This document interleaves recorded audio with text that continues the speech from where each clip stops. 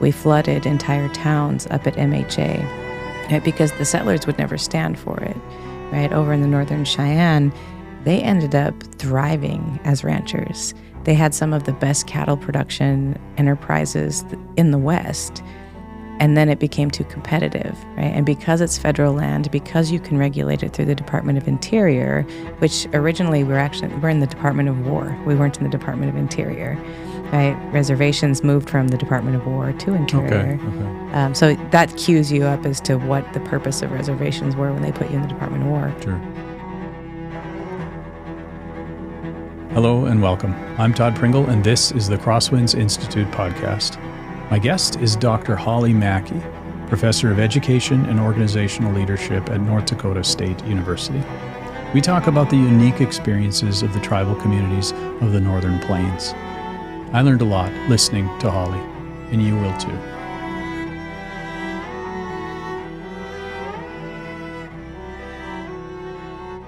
Hi.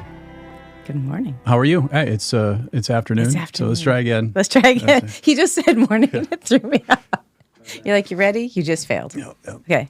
Hi, Hollie. Hi, Todd. How are you today? Good. Thanks for doing this. Mm-hmm. Maybe some table setting here. I guess first would be small font disclaimer.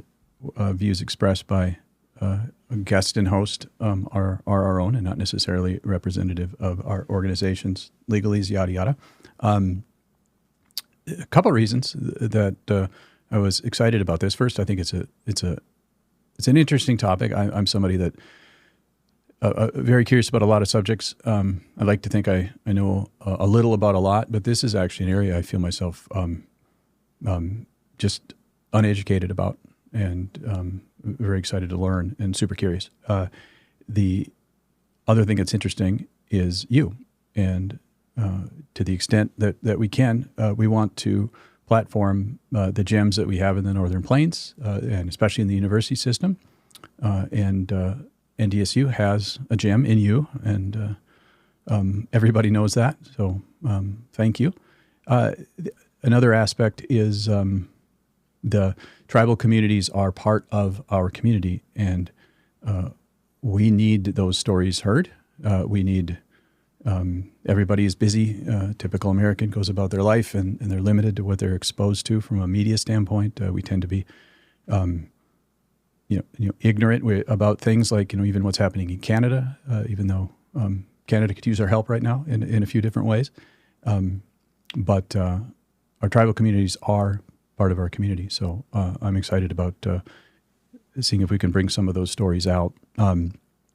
Another aspect of it is a microcosm. So we want to touch on like the broader crisis of meeting here, and there is a microcosm within some of the tribal communities that maybe just a little bit ahead of us in terms of a meeting crisis. Whether you look at fentanyl in the broader U.S., you look at fentanyl, you look at nihilism, you look at a loss of sense of purpose and identity, and you can look at the fentanyl abuse and think of it even as a slow suicide. And if you added up total number of suicides in the U.S. with all of the fentanyl and opioid deaths, and put that in a giant bucket as people who don't want to be here, it's a crisis that we have writ large. And to some extent, at least from my perspective, perhaps within the tribal communities, we have a microcosm of that maybe has been dealing with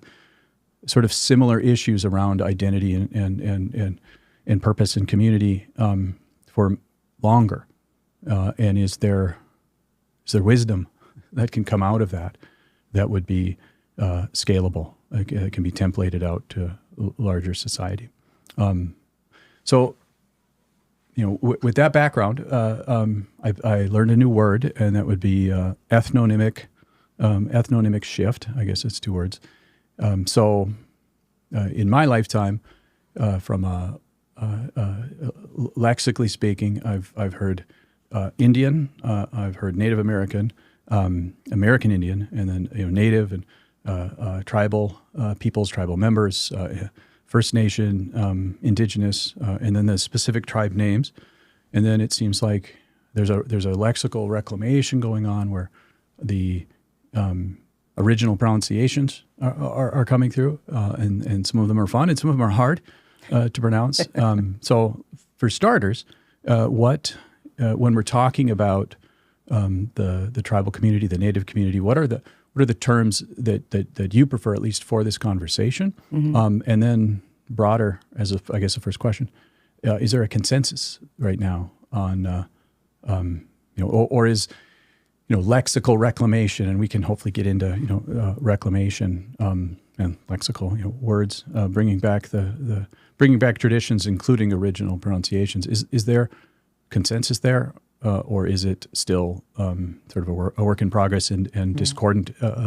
And maybe if you want to lean into it a little bit, the whole process of reclaiming, is that itself a thing that's fraught with debate within the community? So there's a lot there, but start with the setting the table about what words we should be using. Right.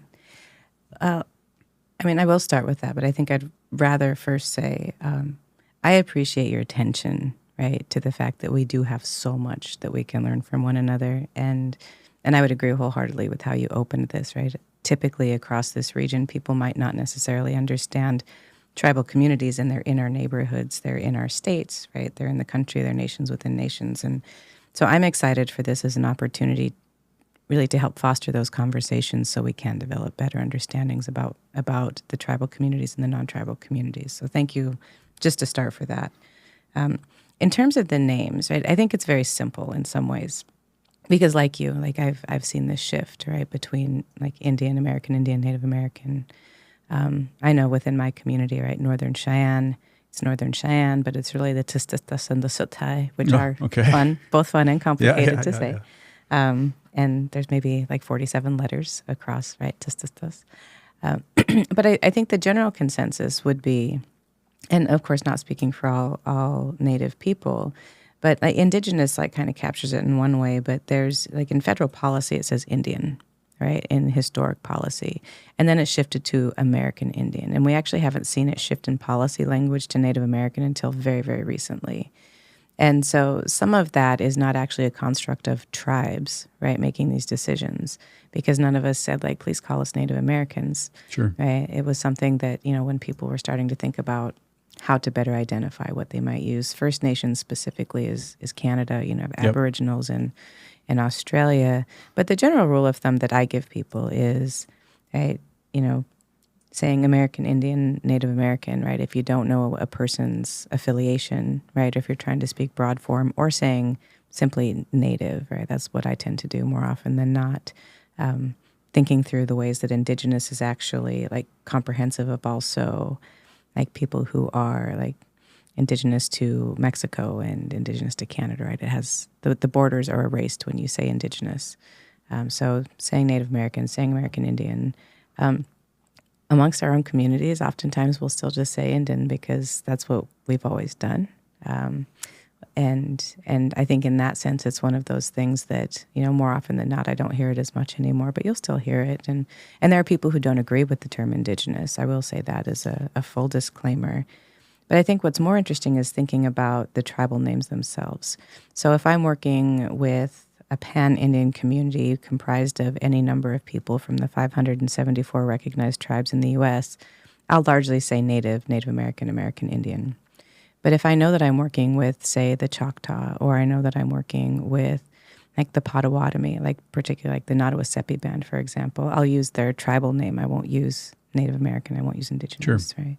And then, as that gets down, even for us, right, I don't expect that non-natives are even going to have an awareness of the history of our tribes to understand how the Tististas and the Sutai came together and formed this group. And then, we were named Cheyenne by somebody else. But I think if you learn the names, you use the names.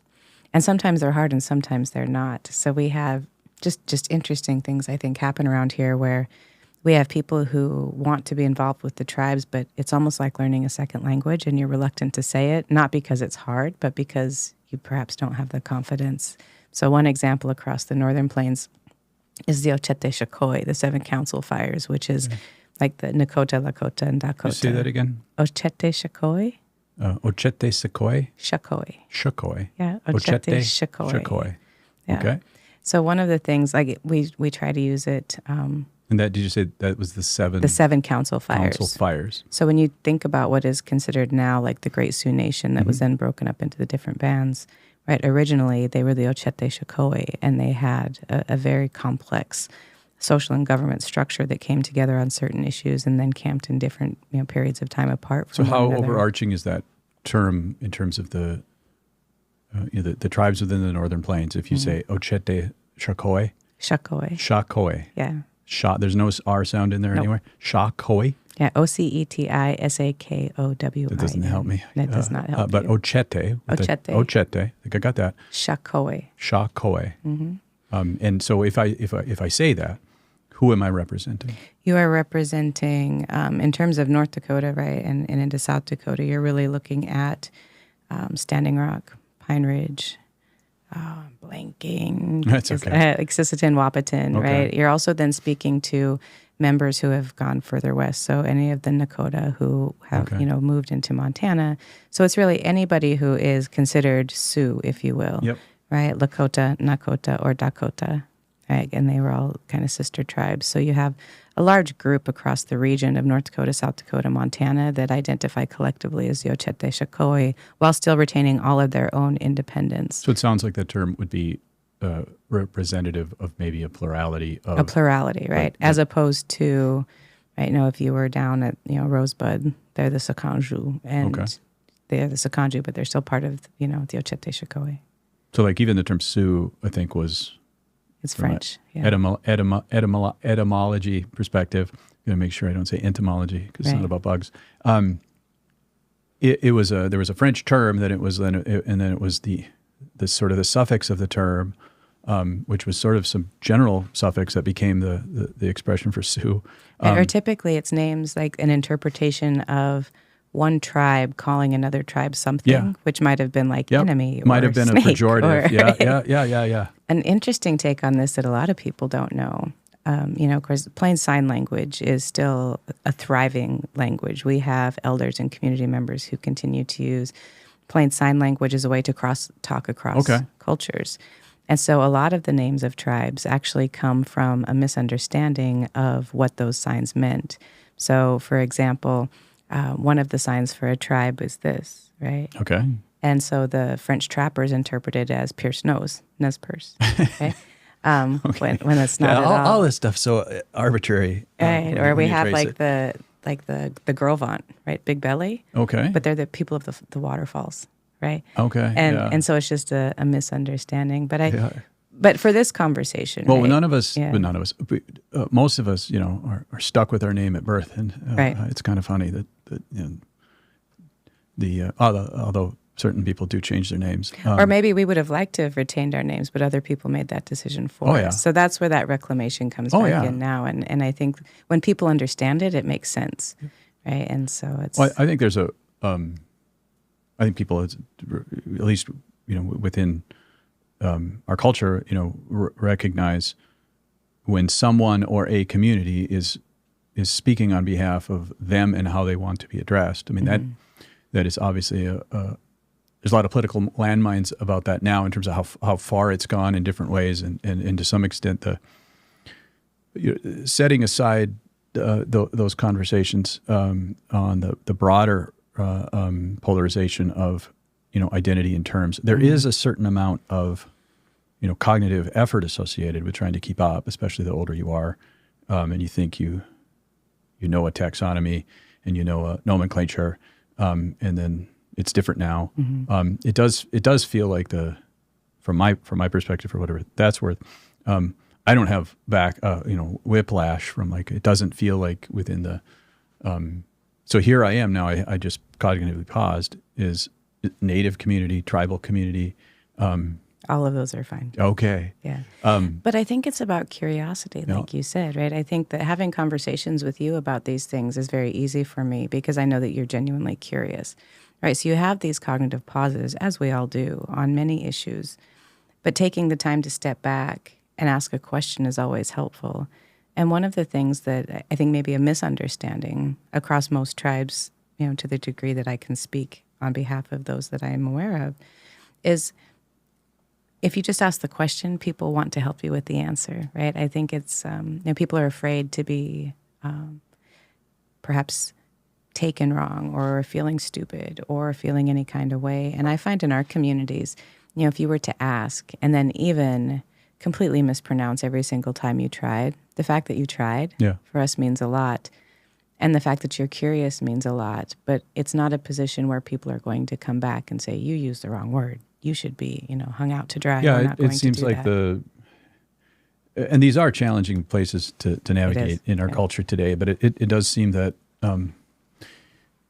when, there's trust of where you're coming from, and that certainly helps if you know people, and this isn't the first time that we've met, it is still a thing that I wish we could figure out across our overall culture,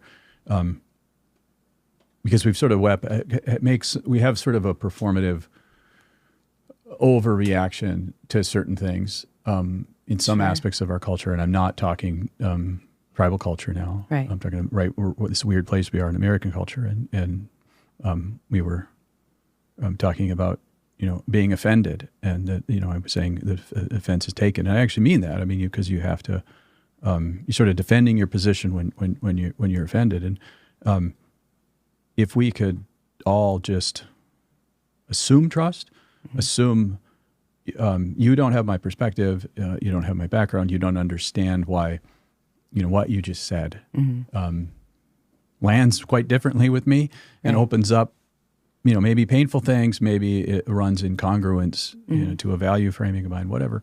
But if we start from you're a human being and curiosity, and not jump to you broke a rule, shame. Right. We can't quite help as talking apes to constantly norm enforce. But I do think there is something about pronunciation that you said that does, I think it's something we need to think a little bit more intentionally about. So we get a lot of pushback on our tribal names on, they're difficult to say. And that's really hard for me. And I think about that as being an easy way, right, to deflect any sort of curiosity or understanding where they are difficult, and particularly reading them phonetically is probably even more so. But to that end, almost all of the original names for the original tribal communities are some variation of the people, right? And to that end, it's about being human, right? It's assuming good intent. It's assuming curiosity. And so I think from our worldview and the ways that we kind of frame things, right, it's more natural to assume that good intent and assume that trust than it is to come back and assume that you have some sort of nefarious reason for mispronouncing or not wanting to. Or I'm taking a stand by deliberately refusing to meet you even halfway. Yeah, I think you just said that better than I did. And in some ways, the pronunciation becomes that deliberate stance, right? That line in the sand that people simply are like, they say, I will not say Ochete Shakoy, it's too hard. Yeah, and well, I mean, unfortunately, these sort of conversations we're having in society everywhere now, and the sort of combinatorial explosion of identity that seems to happen, and how does one navigate this without stepping on cultural landmines? And at the same time, there's a certain point where one can get tired of it, and it's unfortunate if any of that spills over to something like, hey, the name that people have been using for our whole community, it's actually a slur, and we all generally got consensus here, and it was hard for us to get consensus as a community that this name that you've been using, that was a pejorative when you trace it back, we kind of would like it to be now X. That argument in itself is a sound argument to say, okay, help me a little on the pronunciation if it is something that's like sort of phonetically irregular to a typical English speaker. Well, to complicate it a little bit more, right? In many instances, the names of the tribe legally as political entities, not as a cultural or racial demographic, are actually named after like the Indian agents who brought with them a lot of the disease, right? Who brought with them. So, for example, the Fort Belknap Indian community, right, is named after, a man, Belknap, right? And there's a faction of people who would like to change that to It's the like being Ahane married. Nakota. It's like Typhoid Mary, having Right, our right. whole community. We're the For the- Mary with typhoid people. Right, right. And so I think in that instance too that there's a lot of legitimate negotiation that has to happen, and it's up to every community to decide and then go through that federal process to have it changed. Well, that's the sort of interesting wrinkle to this. So, I mean, I've worked with a number of people that are Chinese born or they're from India, and just talking name pronunciations and how often they'll give their child a more standard English name just for cognitive ease. But those sorts of issues aren't tied to, well, we actually are illegal. There's our community is also part of a legal structure that is actually from there's sovereignty and federal law and treaties, and we have in federal law these names. It is a lot of extra baggage to the conversation around what do we want to be called? Right. Yeah. And it translates down even to the individual level, which, I don't want to belabor the name, but it's very similar for us, right? So, like, me as Hollie Mackey, and I have a Northern Cheyenne name, and I have a Lakota name from ceremony that I was given in ceremony. And so I would expect that my friends, my relatives, my colleagues who are aware of not from the Cheyenne or Wambliglishgawi, right, from the Lakota side, would call me by that name, right? But that's something that I think similar to your Chinese friends or your friends from India, right? In many ways, we do the same thing where we have an anglicized sort of American name that's on our birth certificate, and then we have ceremonial names, and it helps bridge that cross-cultural understanding where we're a nation within a nation, and we have these traditions. And yet we also have these traditions, right? These American traditions. And so I think that there's a just interesting individual naming demographics too, where in a Western context, you're given a name, right? And in the Cheyenne community, you're often named more than one time as you become a different person, as you grow, what the aspirations are for you, if you've demonstrated bravery or strength in some way, right? Or if you've shown yourself to be a caretaker. And so our names might change over time in ceremony, which is something from a Western context I think is not well understood. But also why, perhaps in some communities you wouldn't put that on the birth certificate. So we do see a lot of communities now who they are even individual names. They're starting to reclaim the traditional Native names and put them on the birth certificate because we can, right? Prior to 1978 and 1975, really a lot of things weren't an option for us legally. So I think that that's also going to normalize it and make it possible for people to develop those cross-cultural understandings differently where, if you saw my name was Wambliglishgawi Mackey, you might say, what does that mean? Like, what? Explain that to me. And so I see there's a generation of kids now who are in school together, who are in sports together, who are in clubs together and learning together. And even the pronunciations are coming easier because it's their friends and that's how they've been introduced as a way, as opposed to a second language sort of understanding.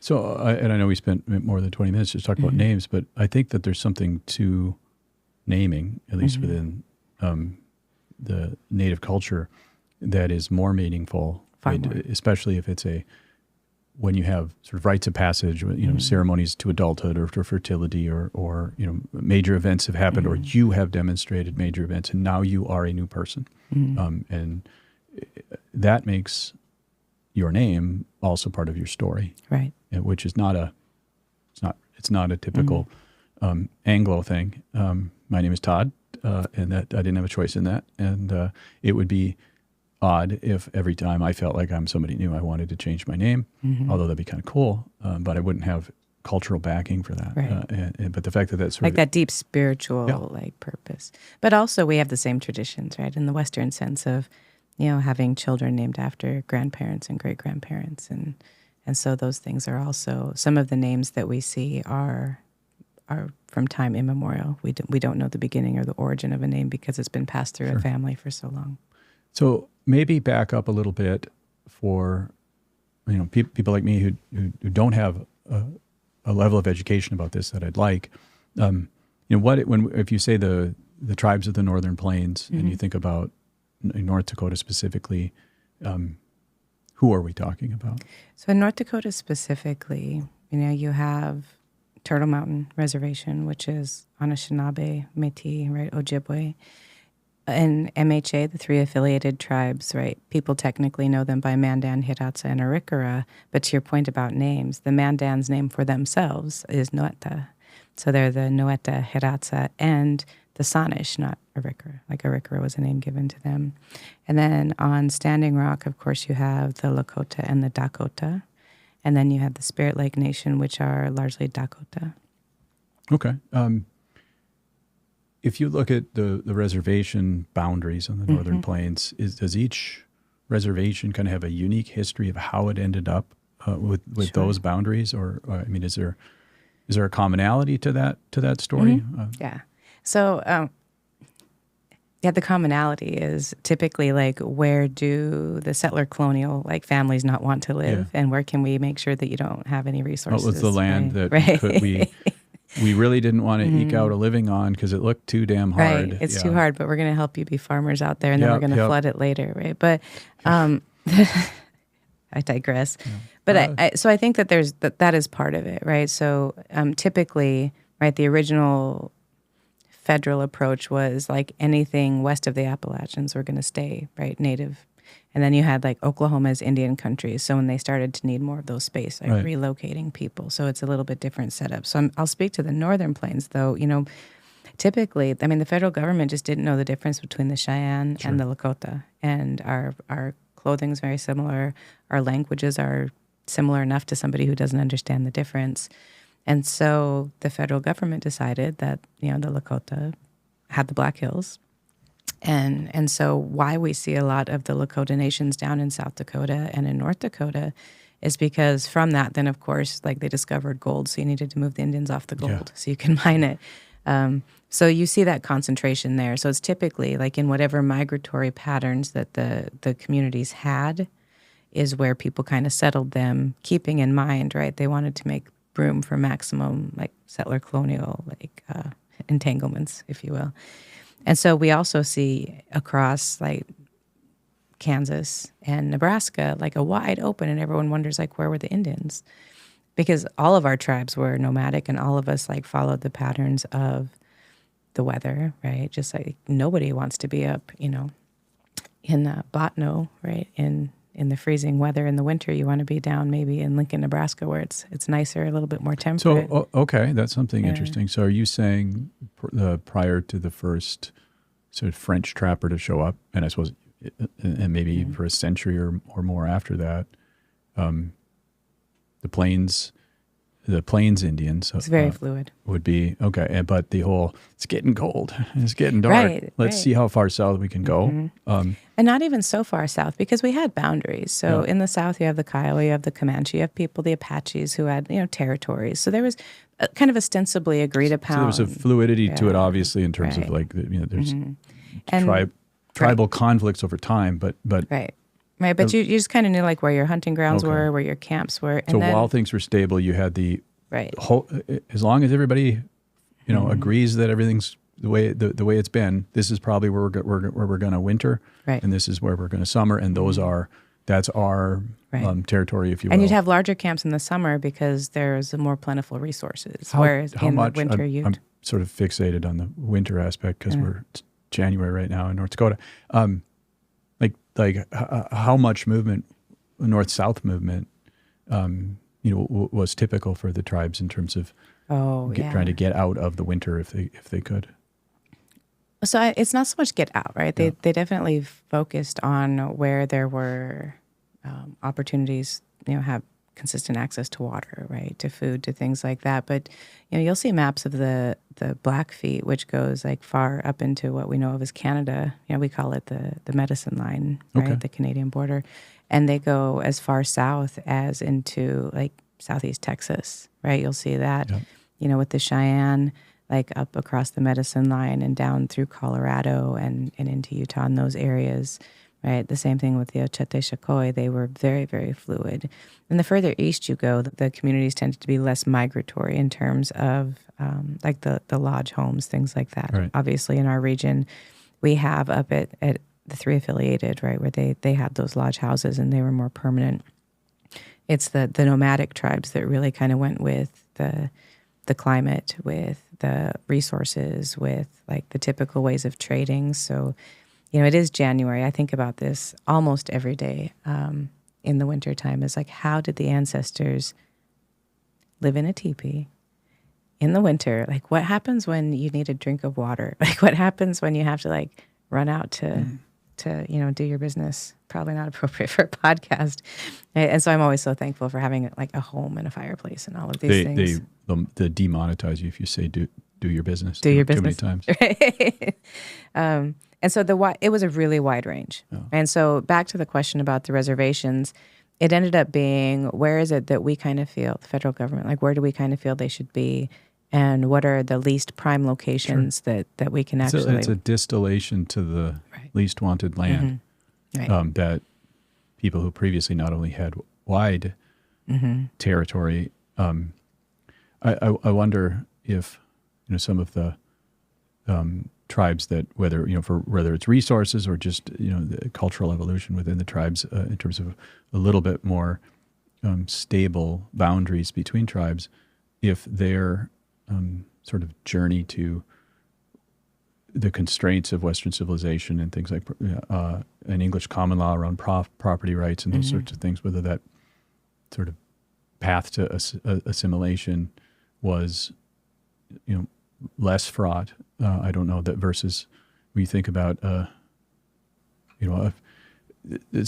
not trying to make a metaphor of comparing a peoples to an animal, but you think about like free bird migrations that have places where they summer and they winter, and have never known for potentially millennia, depends, what it's like to be stuck in one spot. Right. And it's like you take a migratory bird and you put it in a cage and you wonder, isn't it pretty?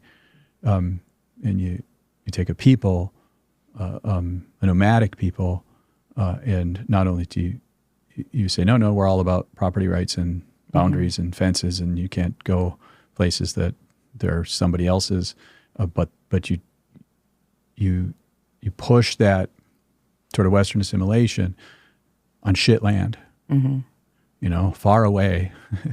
No water. Yeah. Right. No water, but we want you to be farmers. Yep. Yeah, right. But just be a farmer. Rocky soil, but we want everything to grow. And Yeah. I mean, I'm hoping this whole conversation isn't about the hardship of it, but it's real. And it's real, but people did some really great things with it. I think to your metaphor about the cages, that's one thing. But then there was a whole set of policies that went with it where you weren't allowed to leave the boundaries of the reservations. There was the policy of no horses, only pigs, right? Because if you give me a horse, I can outrun you. I can get off the reservation, right?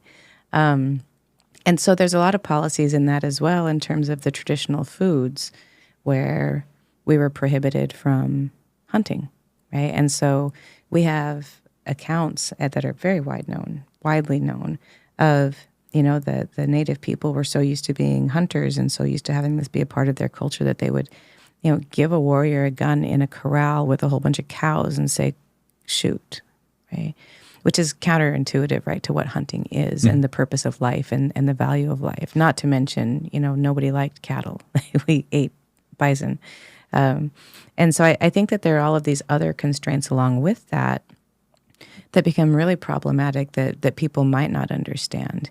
And the whole notion of putting people in a place and keeping them out of the way, right, was in large part to open up all of these places. But what we've seen over time in history is even when people have been successful in place, right? So I think about, it's like Standing Rock and MHA, for example, in North Dakota, right? Or I think about the cattle ranches in northern Cheyenne, where I'm from. you're not allowed to be too successful, right? Or when we need to do something, reservations are federal land, so they become the petri dish for any federal policy that people might want to play with. So when we look at like the federal works projects, when we look at all of like the Conservation Corps, all of these things that came out, right? We didn't flood settlers' lands. We didn't flood their farmlands. We flooded Standing Rock's most fertile farmlands, right, with the bridge on the Missouri. We flooded entire towns up at MHA, right, because the settlers would never stand for it, right? Over in the Northern Cheyenne, they ended up thriving as ranchers. They had some of the best cattle production enterprises in the West.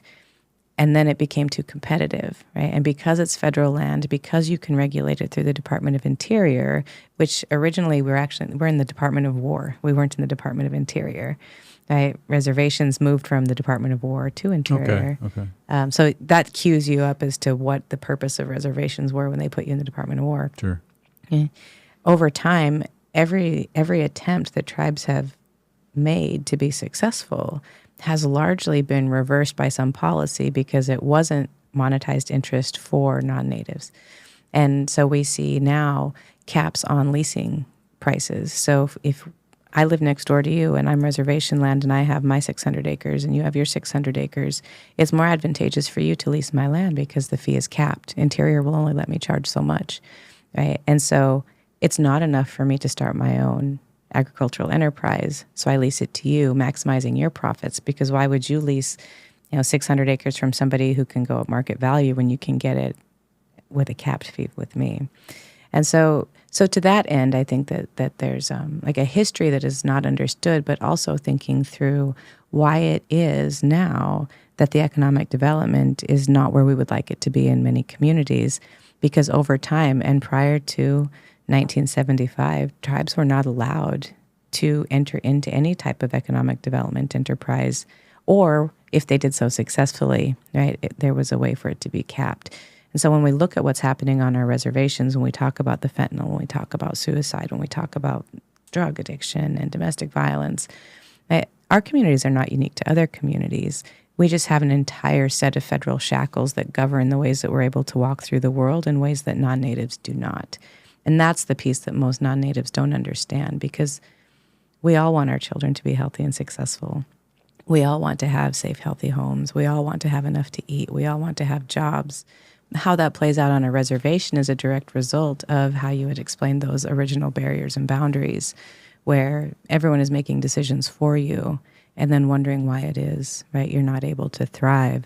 They're asking us about, like these constitutional ways of operating in the world when we weren't even citizens of this country until 1924, right? And then this entire new system of government was thrown upon us. So in 1923, that meant what? That we were not legally citizens. not a U.S. citizen. We were legally not U.S. citizens, right? Couple that with, right, the ways that Western culture thought we were dangerous with our religious practices. So not only were we moved onto reservations, which were shitland, right, told to be farmers and given very little resources, right?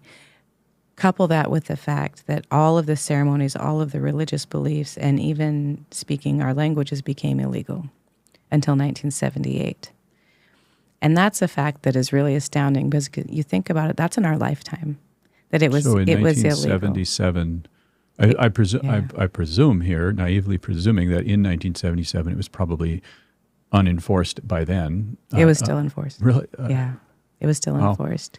So we hear stories now, like if you go across the different reservations, you'll find like these beautiful powwow grounds, and they're out in the open. And I had the opportunity to attend the Potawatomi gathering 2 years ago, and it was from Canada all the way down to Oklahoma. All of the Potawatomi bands come together for this. So Potawatomi. The Potawatomi tribes. Okay, so those are tribes where powwow is a shared tradition? Right. Okay. And they all come together once a year. And one of the elders was sharing with me how beautiful it was that the lodge and the ceremonies were all out, right? You could see it from the highway. You could see it. And she was telling of the time when she was little, which when she was a little girl would have been maybe the 50s, 60s. They had to hide everything. So the ceremonies were still happening, but they had to be so well concealed that nobody knew it was happening. So there's all of these different ways that socially, right, not just the reservations, but the entire limiting of your ability to participate in your own culture has caused a lot of the problems that we see today, and also why it feels as if there's this resurgence, right, of identity and culture, but understanding that it only comes because of policy passed in the mid to late 70s where we had the authority to do it in the first place. I think when you put it on that timeline, it makes more sense. So there's something in there that I did not have as a perspective that I'm going to make an attempt at trying to put a light on it. We'll see how this goes. Because what makes it difficult is the average person doesn't understand how much moneyed interest actually controls regulation and legislation. Set aside tribal issues. Just, writ large, most of our regulatory agencies are heavily influenced by the money from the places they're supposed to regulate, and revolving doors between the companies being regulated in and out of the actual regulatory agencies, and a strong memory of how you acted in the regulatory agency, of whether you're going to get hired, and what looks to be sort of cashing in for how well you didn't get in the way of the entity being regulated. And one thing I didn't see, but I'm starting to see now, is what money influences, and money has had a long time to sort of figure out how to influence all layers of government, and when big money, so to speak, wants to do something big, like a big infrastructure thing, that doesn't exist in a vacuum, and there's ways in which other people want to do other things, or other people are fighting for the same amount of capital, but you also have people that are resisting that, and all that has been sort of fully weaponized, and there's many attorneys on both sides that understand how to navigate that, and those things are like eminent domain and those sorts of things are play out all the time. But a thing I didn't really see is the reservation situation is unique.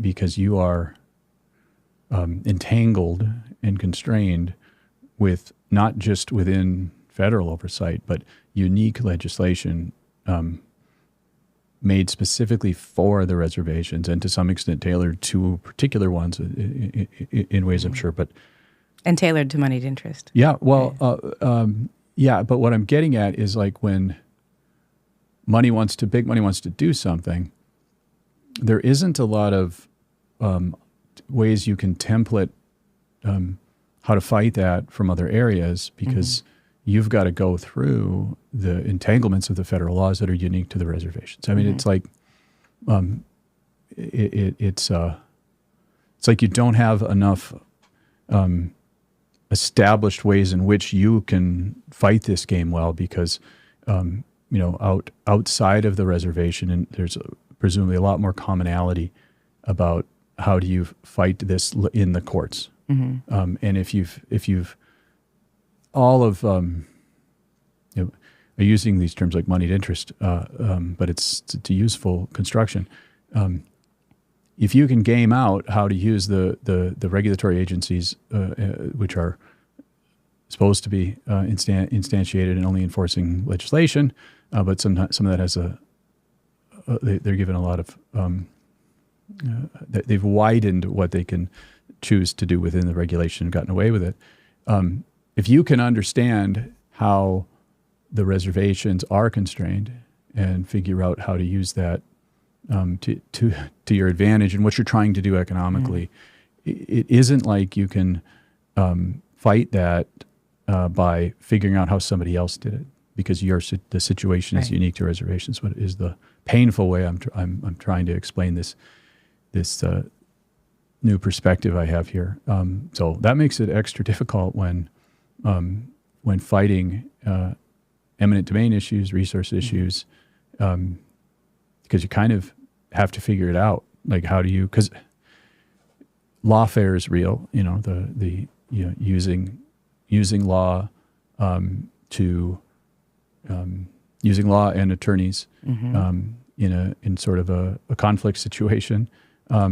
And I've never heard it called lawfare, but I think that is an excellent way. well, lawfare's a. I'm going to start using this. Did you coin this? No. Oh. No. Yes, I Yes, did. I coined it. I do. I have a PhD, therefore I'm allowed to make up words. No, lawfare is a definite term for it. Generally, lawfare is used for when you are using the law to go after your political opponents, or I mean, there's been a lot danger on tangent here, but there's been a lot of lawfare recently.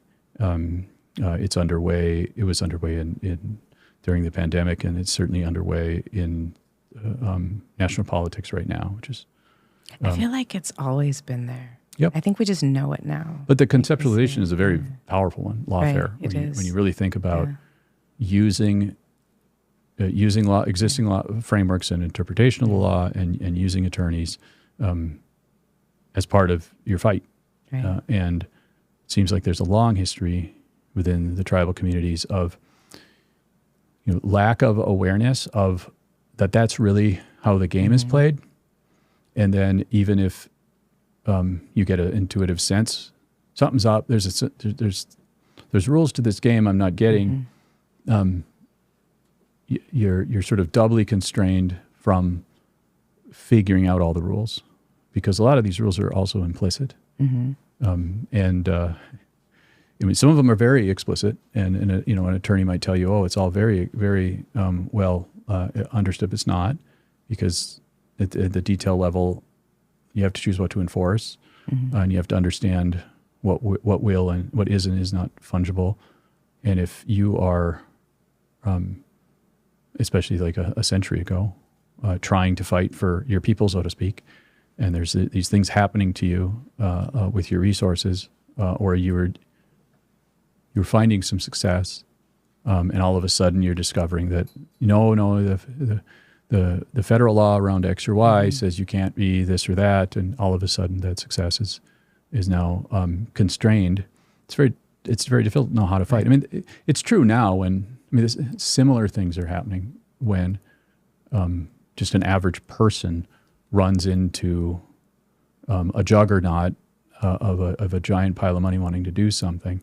Do you have access from a monetary resources to fight this?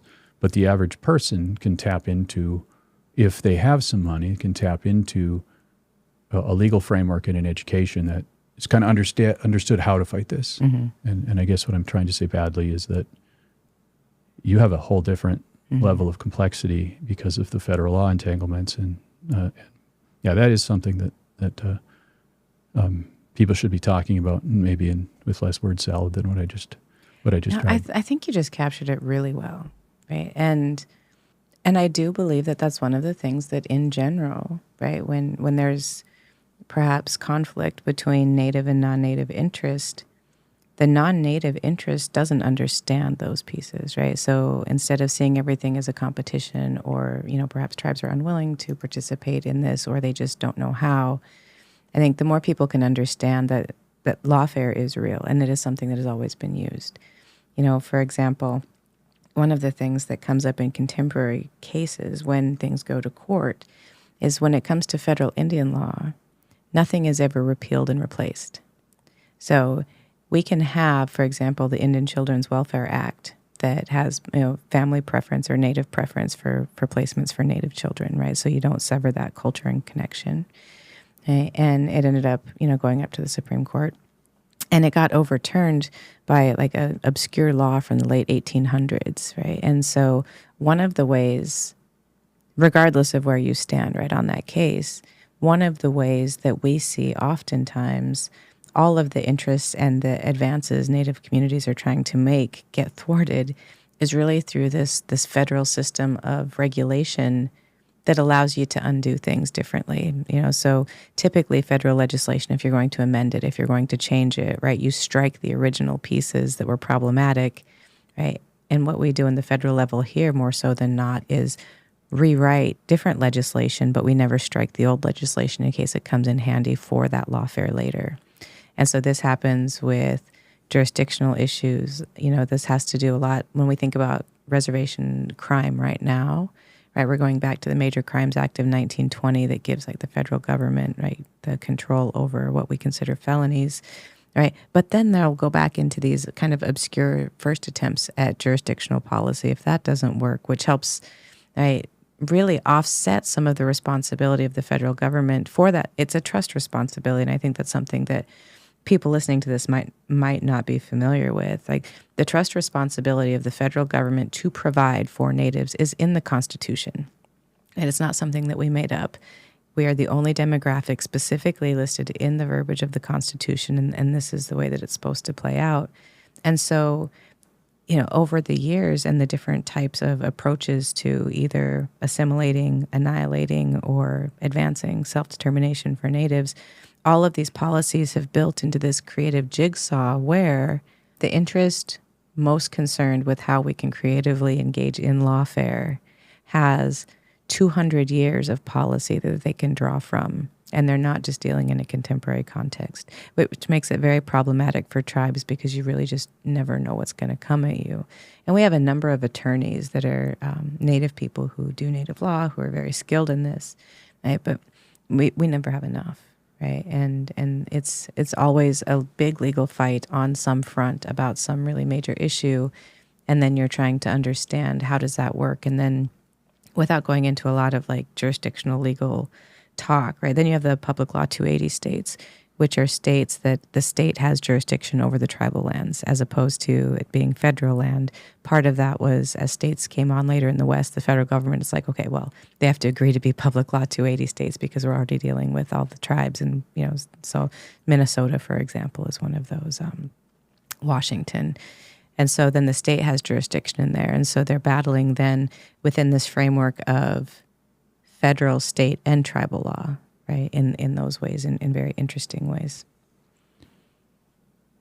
So there's a lot of places I'd like to go here, but it seems like there's a lot of foundational knowledge that I don't have here. So property rights, just general, English common law property rights that have been, there's I don't know how long that is. Is that a millennia? But certainly it's pre-existed the founding of the United States, and it's sort of a given expectation within Western civilization that goes back a long, long, long time before English common law. This notion of property rights within the reservations. If you live in a house, do you own the deed to the lot that your house is on, or do you have a 100-year lease, or is it all over the map in terms of reservation to reservation? And I mean, how does that work? So it depends, which is the best answer I can give you. There's a lot of different configurations across different reservations, but reservations are federal land first and foremost. So typically, with exception, but typically, like mineral rights, water rights, like different things that are embedded within the land still are retained by the federal government. So that was part of establishing the reservations, particularly after, so much oil was found in Osage Nation and things like that, or, the Black Hills with the gold. So you might own the land. Like there's this notion of fee simple, right? You own your house. This notion of fee simple. It's called fee simple, right? And that's one construct for it. In other instances, the tribe retains ownership of the land, but you still own your house. Right? In other instances, right, the tribe owns the land and the house, right? So like renting, if you think about like you rent it. And so then there's wide expanses of land that are held in trust, where it's technically the tribes, but it's held in trust by the federal government. And so typically any tribe that wants to do something with their land has to get permission from Interior. So that's why I say it's so complicated, and it depends, right? Because you also can't just build a house on your land if you want to. Yeah. Right? You also, everything has this system that goes through Interior. So this is the part that I really, one of the things that I've thought about all of my life when I think of the tribal experience is where do you go with this seeming incongruous of almost axiomatic foundations of civilization, all the way down to like, can you own land? And we could wax philosophical about can one own land, but I think it's self-evident that within Western culture, it's an assumption and a given, and everybody acts as if you can. And we have a couple millennia of legal constructs supporting that. And if you want to engage and integrate and advance from a Western perspective, which is a wealth and resources and the power that comes with that, to help you and to help your children, and all of those things that are. Well, I think not even just a Western, right? I think it's very much a Christian, right? This doctrine of discovery, this manifest destiny, right? And it says in the Bible to do these things. I think that this idea of property really comes from that. I think the ideological when differences. When I say Western, I mean all the way back.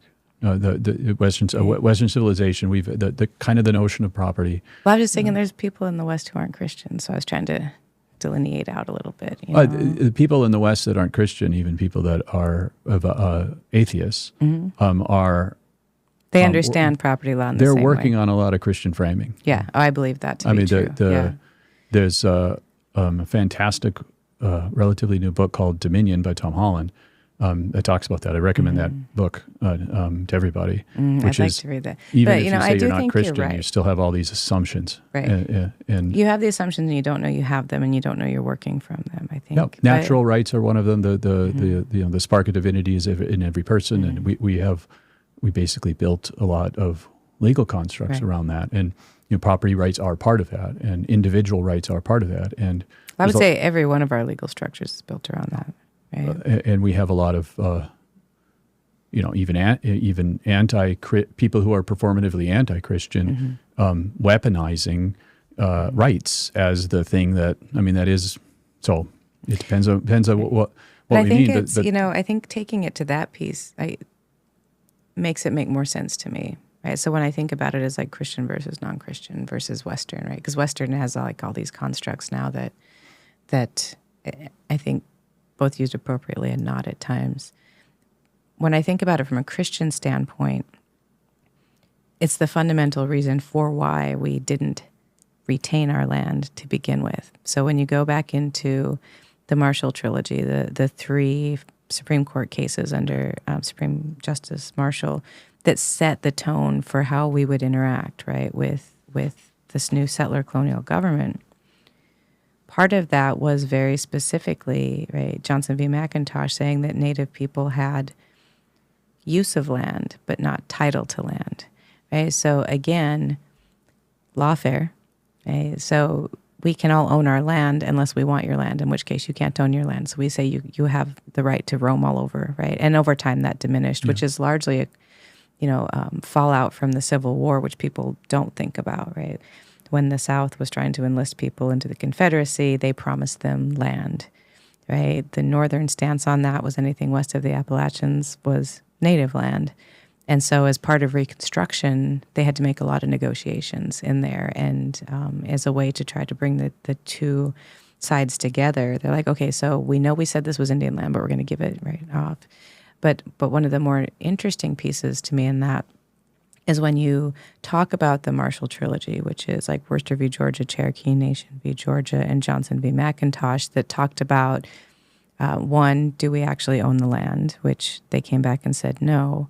The second being looking at the nation within a nation, right? So we were listed in the Constitution as nations with which the U.S. would do business. Well, after a while, that didn't really work, right? Because they really wanted our land and they really wanted to have this dominion.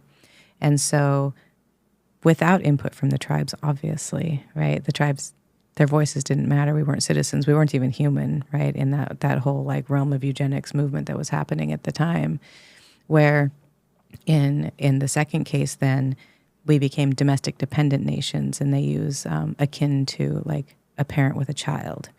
And so that's where that trust responsibility comes in there. And then you get into the last case was really looking at criminal jurisdiction. Did the state of Georgia have jurisdiction on the Cherokee Nation, which the Supreme Court found for the tribe? And the most interesting piece to that is when it is convenient and lawfare works, we use it. But as a result of that, right, that you can imagine, right, this is a time where there was a lot of instability. Nobody knew what the Supreme Court would do. We didn't know if we were going to have a strong central government or if we were going to have all of the states' rights with a very, like a paper-pushing sort of federal government. So South Carolina decided to secede because essentially, right, the President Jackson said, John Marshall's made his decision, let him enforce it. He had no intention of enforcing anything that was coming out of the Supreme Court.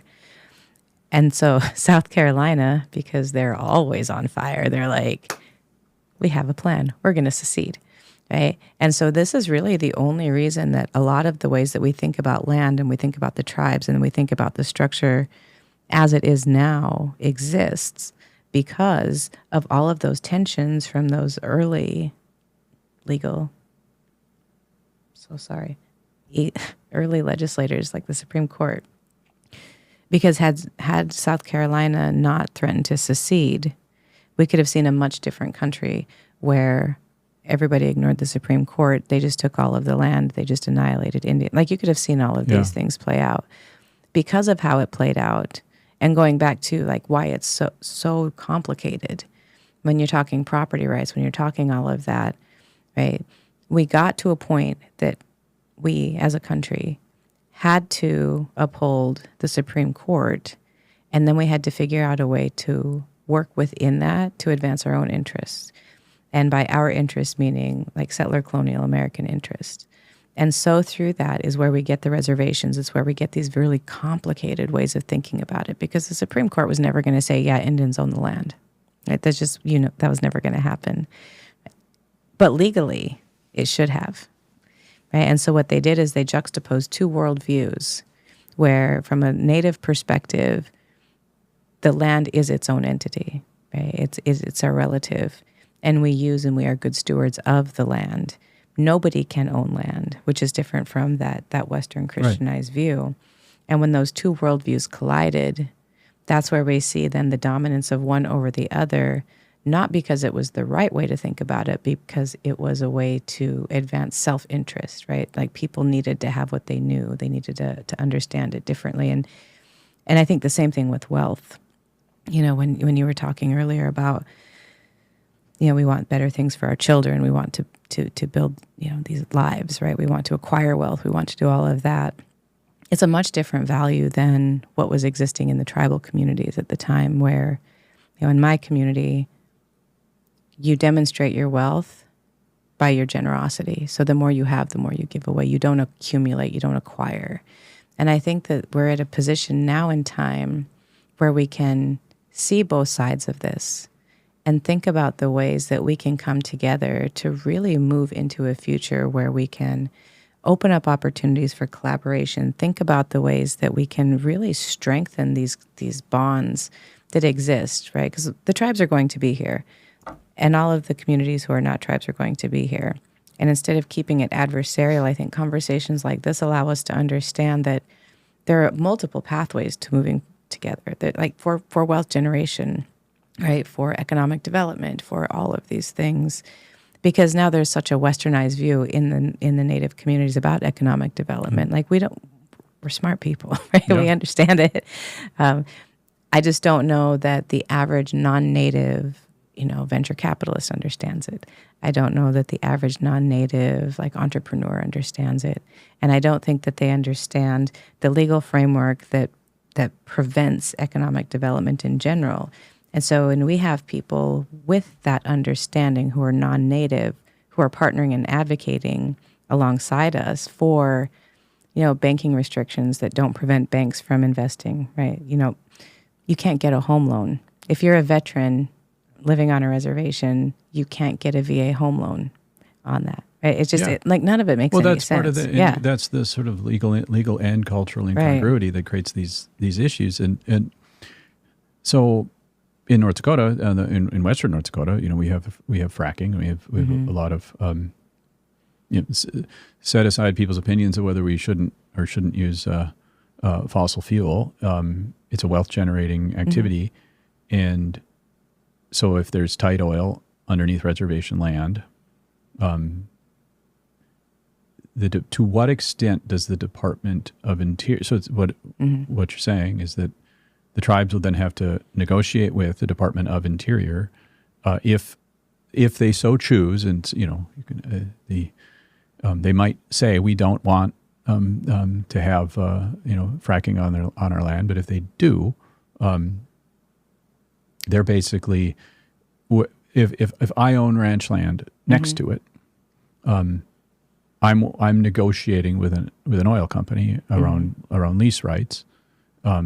They've got basically everything ready to go, and I talk to my neighbors who have maybe a few miles down the road that are already sort of into the money, so to speak, because the horizontal wells have been coming through and they're getting their checks, and everybody's talking to each other. It's all quite transparent, so it's hard for the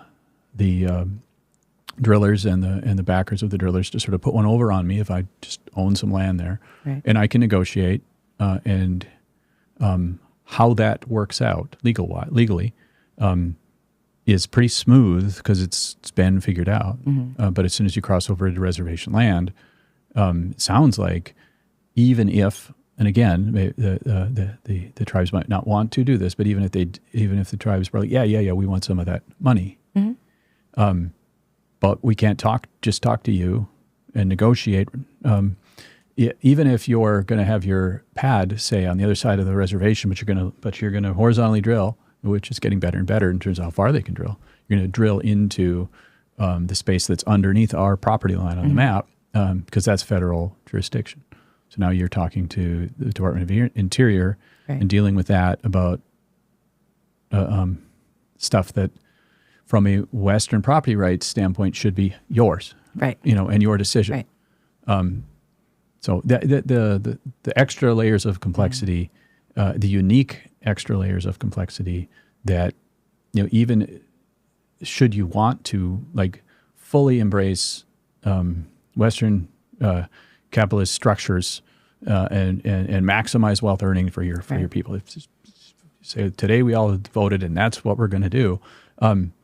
Sounds like it's even harder than it is in California or some other heavily regulated, Well, and then complicating that where the landowner, if in fact they own land, doesn't own the mineral rights. So it would all belong to the tribe. It would never belong to the landowner. And so I think that does complicate it. And there's some nuances to this, right, that I am not familiar with. I know, for example, up at 3 Affiliated, there are some people who chose to, participate and some who don't. So you'll see a vast difference, right, up in their communities where my family owns a construction company in Montana and doing structural steel and traffic control and fence, and now retired. But one of the last jobs they had was actually working with 3 Affiliated on fencing around some of the oil rigs, things like that. And my brother had shared with me that, there are some people who are adamant, no, this is my land and it is not going through there, and the tribe respects that. And others who are willing to get involved in that. That setup, right, is one way of thinking about it. But when it's a collective, large land tribe, and most of it is federal land, but you have pockets, even then there's no guarantee about the mineral rights. So how big is the community? I mean, it seems like obviously from a resource standpoint, the ability to use resources, money to influence, to sort of play the game of this crony capitalist game. If you have money, you can play the game if you know how to play the game. And if you have money, there are people that will want to play the game with you to take your money. But if you pay attention, you can at least learn the game. But if you are a structurally poor community that can't seem to, for whatever reason, get past that, you don't get to play the game. You are part of the, you're a piece of the game. Right. How, from demographically speaking, the Northern Plains community, how many people are we talking about? Not exactly, but just that's a really good question. I don't actually know, Northern Plains. We are talking about like anywhere from like 12 to 15 tribes. Yep. But if you pick a reservation, maybe the Northern Cheyenne reservation. So Northern Cheyenne, we have around 10,000 right, members. Pine Ridge, I think I just recently watched something, and I think they have like closer to like 36 to 50, but nobody quote me on any of these because I didn't look any of this up before we were talking. Yep. But we're not talking large numbers either so way. Right? So if your entire population of your particular tribe is 10,000 people, and if you're starting from a standpoint of you don't have billions of dollars, and you want to play the game to win, you're kind of in a hole. You are in a hole. Yeah. And there are coalitions across Indian country that are very, very successful. And we have tribal leaders across multiple nations who come together, right, to think about the ways that we can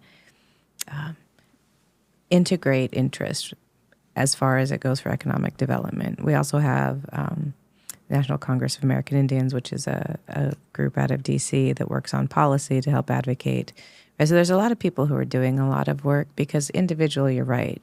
If the goal is to exterminate a people and then that doesn't work, and so then you're just left with pockets of people, okay, you can be pretty well assured that they're never going to be able to have the capital necessary to be a big player, particularly if you continually craft all of your policies to ensure that that doesn't happen, right? And so what we see now are these coalitions or people learning from other people, or there's a conference that happens every year, the Reservation Economic Summit, that brings together people with like big ideas and big projects who are doing really great things to help bring awareness to and provide opportunities for other people to learn from. So there's a huge resurgence in communities now in terms of identifying the self-efficacy that is needed to engage in entrepreneurial activities. And some of that has to do with the internet. And so for as much as I think that the internet has caused problems in the ways that we understand the world, it has provided these platforms and opportunities to connect entrepreneurs and big ideas with money, with people who are doing great things. Like Indigenous fashion is one of those, where Indigenous fashion is like this enormous market right now. And everybody is still working from their homes. And many of the most famous leading Native designers right now are from North Dakota, South Dakota, Montana, right? And they're networking and they're keeping people together, and they're bringing people together with them, right? So this idea of lifting up, there's nobody trying to be the leading designer. It's people saying, this is what I do here. Let me introduce you to this person. Let me bring you along. Almost that like Go-Giver mentality, the book, The Go-Giver, right? So whatever opportunities have, how do you make that bigger? And so there are these barriers, and I don't want to say that they don't exist, and the numbers are a lot to do with it. But I think that there are also these opportunities that are presented to us now because we now have entire generations who are well-versed in lawfare. We have entire generations who have now pulled back the curtain and they see what's happening. We have entire generations who have very, very powerful voices when they're lobbying. We have Native leaders who have developed strong working relationships with state legislatures and governors in order to think about the ways that we can advance mutual interests. So like we're talking about all of these problems, but at the same time, I think that Native communities have this ingenuity and this ability to survive that regardless of what people understand should be admired. Okay? So, I've had conversations with people that do want to talk about like kind of like the poor Indian sort of like mentality. And I said, well, have you thought about the fact that it's not there's only 10,000, it's that we're up to 10,000 after being nearly decimated, and we're so resilient and so strong that we have survived. And to me, from a business standpoint, that's who I'd want to get into business with, right? People who have that fighting tenacity, who know who they are, who know what they want, who want to be successful. And I think now we've created the conditions to where, right, like you alluded to, kind of like the world is in this place right now. And now we need to start to build coalitions. We need to start understanding each other. We need to understand the barriers. Because once we're talking the same language, then we can start to build and hope for the future in different ways. And so that game I'm talking about, my perspective on this, there isn't in my opinion, a significant factor, that's anti-native in the sense from a moneyed interest standpoint. Right. It's either, moneyed interest is basically indifferent to anything out of its way. Right. And if you are in its way, then you're an obstacle. Right. And it isn't a sort of Western native thing. It's how the damn game is played. Right. And if you know the game and you have resources, you play the game. Otherwise, you get out. Get out of the way, or you it's like if you accept free. If there's a social media app that gives you all sorts of interesting content and it's free, we now are learning it's because we are the product. Right. Because they're harvesting our data. And this is the things that I sort of a counter narrative that I'd like people to be more aware of is this conversation around what's happened to the tribal communities in terms of being constrained even when they want to engage in sort of traditional Western economic development. There's an easy narrative to put over that in terms of why everybody wants causal. We seem to only be able to think in terms of linear narratives. We seem to only like to think in terms of one cause of this, and the reality is the causal factors are insane. They're more than our brain can process. We tell ourselves narratives so that we know what to do next. And history is also that. History's a story, and there's lots of histories, and all of them bring some accuracy to that to it, but none of them are right. And you can take a historical perspective, and you can take a manifest destiny standpoint and tell that story, and you can take a story around the history of oppression after oppression after oppression, genocide and annihilation. There's a way to look at those types of polarized versions of the past. Or I think not even polarized. I think people have a really difficult time understanding that more than one thing can be true at once. Yeah. Well, yes, and you're getting very to a point that statement is very, very true. If you look at it a certain way, which is that we can't actually get to 100% where we know the truth. We try, and we have to recognize that when there's narratives that seem to fit as long as you choose a particular perspective, and a narrative of settler colonialism and oppression, and that it's a structural oppression, and whether it's the native perspective or other marginalized groups, there's definitely a story you can tell and use that perspective, and it sure seems like it is the right story, and I think that, and then you can pick another narrative and again choose your exemplars, and tell a great story of sort of traditional patriotic Western view.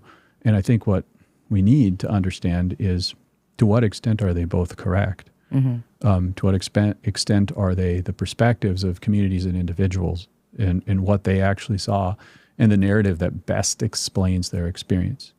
And life is more complex than we can comprehend. And we want simple stories. And we especially want the story where we're the hero, and and not the story where we're the villain. Unless if we're the villain, it's sort of itself turned into a status thing of I'm more aware of how bad we've been than you. And there's sort of a Christian framing that's sort of an original sin perverted. But again, I don't want to go off on that tangent, but I think one of the reasons that we're doing this podcast, one of Weaving, myself and my co-founder and other people supporting it, we're trying to find out how to achieve a shared binding narrative. And we can't get there without understanding what is your narrative, and it's right. It's right for you in a sense, but not in a. I don't mean that in a find your truth sort of postmodernist. There are no truths, so whatever you say is as good as me. That it's more of a. There's incongruity in how we interact with the world, and if we're ever to get to a future state where there's enough shared value framing, enough shared understanding, and we're even talking like property rights. Can you own land? Well, how do we move forward 50 years from now, 100 years from now, where tribal members aren't consistently held back, being a very small minority in a system that won't operate if you don't accept the premise that you can own land. And yet, if that's a construct that is not compatible with some of the tribal communities, how do we get there from here? And the first thing we have to do is understand.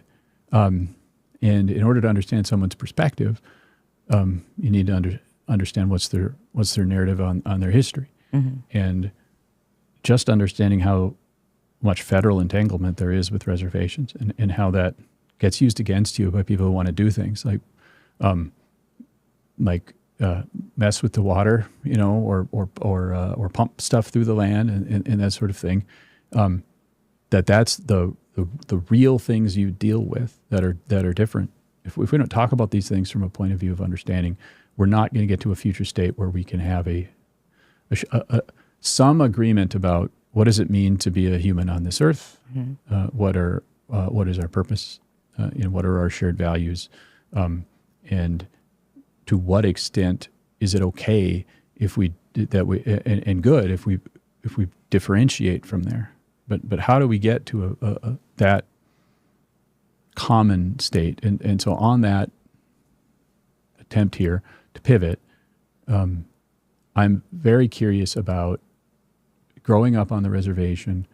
What does classical American patriotism mean, and to what extent is it a thing that gets traction in some people's minds, and in other people's minds within the community, it's met with resistance. What does it mean to be both Native, and American? So, like, how many? If you drive through the reservations, how many American flags will you see? And if somebody does put an American flag on their house, what does it mean? And what do other members feel about that? In terms of flags, I think you'd be shocked. They're all over the place. And this is one area where, again, I think there's a really dramatic misunderstanding. So one of the things, I always feel that we're very lucky, right? So most people get to be like a resident of a state and a resident of the country, right? So in your case, you're North Dakotan and you are American.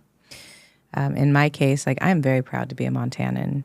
I'm also very proud to be a member of the Northern Cheyenne Nation, and I'm very proud to be an American, right? So I think that all of those things exist. We just have kind of one more level of that, of nationhood, where, our communities are very, very patriotic for the most part. Now, I'm sure there are people who would like to secede, like South Carolina, right? I'm sure that there are people who don't agree with me. But by and large, what I see is, communities where we actually serve at the highest rate per capita in the U.S. military. We actually have the highest per capita of women serving in the military. There are things about being American, right? So, we have these conversations about should we be attacked by a foreign country? They're not going to look at that and say, but avoid that reservation because they were colonized, right? So we have a collective sense, I believe, that all of our survival depends on one another. And so we have on almost every reservation, large tributes to those who have served in the military, right? We honor them. We honor vets and people who have served in the U.S. military as American soldiers in a way that most communities do not. They hold the highest level of honor in our communities. Some of, you have to be a combat vet to lead certain ceremonies. You have to be a veteran to lead in certain areas. And that's something that we value deeply. I know just even... Is that because it was very compatible with the notion of show your bravery, counting coup, show your... I mean, I don't think so, right? Like in some ways, perhaps, right? I wouldn't say that isn't part of it. Like we are by and large like warrior cultures across this region, not other regions, but for us, right? And so that's what we're going to do. There are some warrior societies within some community groups that you have to be a combat vet to be a member of, right? So we have that. But I think it's deeper than that, because this is, we have generations of Native Americans who have fought in every war long before we were even citizens, not because we were trying to fight for our own independence, but because we knew that we are a united country. And the paperwork, right, the laws, all of those things, they're gonna do what they're gonna do. But as people, right, all of our survival depends on one another. And if you take even the patriotism aside, we have a number of people who are highly committed to working within policy arenas in order to not just advance American Indians in economic ways or in social ways or, how it fits in with federal policy, but also thinking about how can we better position tribes and tribal communities to participate, right, in all of these enterprises equally alongside non-natives. Now, is there anti-American sentiment? Probably so, right? Is there anti-American sentiment like everywhere? Probably so. But we don't really see that, and I don't know the foundational reason for it, and I certainly did not serve in the military. But we continue to see this trend, despite the fact that Native American veterans are the least served once they leave. Right? There are no VA centers. There's no easy access to any sort of housing or housing at all on many reservations. There are no jobs for them to come home to. Right? And so there's this intrinsic desire to serve, or as you said, find purpose, find meaning. Like there's something much bigger than all of us. And it's only by participating in that you can understand it. And so we're willing to do that in ways that others might not. But in terms of the American flag, it's very, very similar. Yeah. One of the things that gives me a lot of concern is that there's a propensity, and I map it back to, whether you're religious or not, original sin is a part of our narrative. Part of our fundamental Western narrative is the notion of you're pretty bad, and it's your job to not be bad. And people, that sort of ramifies into, you want to go through life being the best person you possibly can be because the world is wicked, or more of a Puritan approach. This world is bad, and we'd better make sure that you don't behave bad. And so we have that heavy-handedness as well, those two angles, and that still seems like it plays out, and people map that even to modern politics, and that you kind of fall into this, I need to make the world better because it's bad, because people are bad, to I need to lay there's no saving everybody, but I have to be the purest person I can for me and my family. And so we always seem to have this self-critique that sometimes is really helpful, because it's an iterative thing that if you look at the progression of Western civilization and the notion of rights and its expansion, and to the extent that is not even, that many of that is now the global assumptions in many ways, and we've built this amazing economic engine around those constructs. But sometimes we get a little zealous about what's wrong with us, and we're trying to fix it. And right now there is a across the zeitgeist, not just in the U.S. but broader in the West, a lot of critique, and there is a lot of anti-Americanism within America right now. A lot of the narrative of we've been really, really bad, Whether that is settler colonialism or whether that is a racial lens or whether that is an imperialist, and we've better fix that. And I'm curious, and I wonder if you're growing up in a reservation, you throw that third identity on top of that. Mm-hmm. That you're an American, you're from Montana, you're from North Dakota, whatever, and you're a member of this tribe and part of a broader Native people. You're still absorbing our media, our global media, which is predominantly an American media, but this media we're making it right now, making media. We're doing it better, though. We're doing it better. Yeah. But these narratives, the stories we tell, our attempts at getting to the truth, you can't escape them. You can't. Maybe the Amish do a good job. I don't know. But if you want to engage in the broader community, you can't escape. And some of it, some of them are pretty good at making dopamine prisons. Like a very compelling TikTok and that sort of thing. If you're growing up in the reservation right now, like which narrative captures your mind? The I'm proud to be a member of the tribe. I'm proud to be in North Dakota. I'm proud to be an American. And despite our flaws, I see the good in that. Or do you find more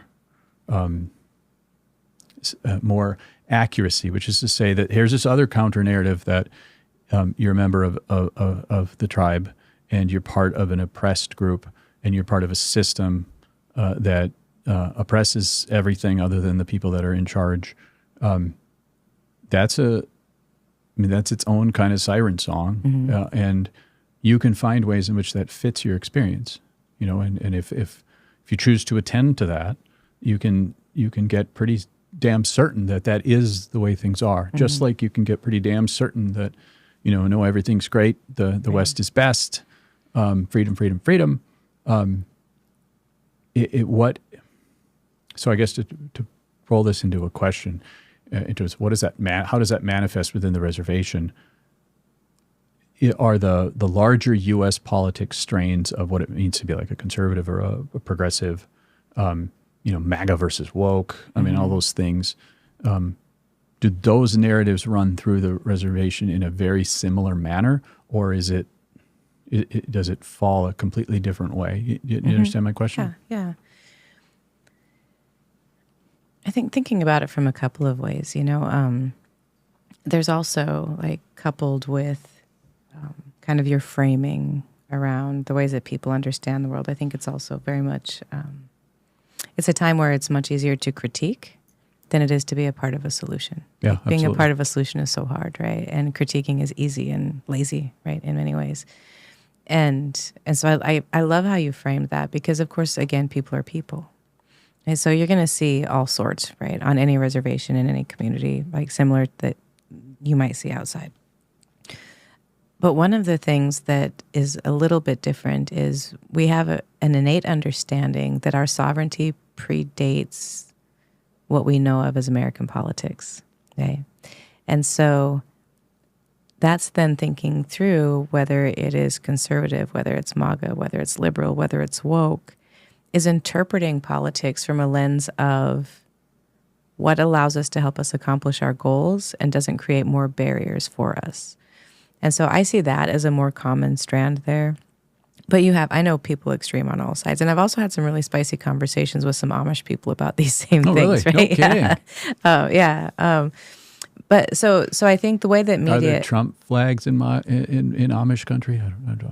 I've never seen a flag. Can you put a flag? No, Yeah. I've never seen a flag in Amish country, but I see both, Trump and Biden signs in Indian country, right? Yeah. It's one of those things. You have to think about issues, right? They're relevant. They're going to affect you one way or another. Right. And I tend to be a little bit more moderate on that. I mean, because of sovereignty predating, right? And so this is why, for example, people don't understand that the rights provisions of the Constitution do not apply on reservations because our sovereignty predates the Constitution.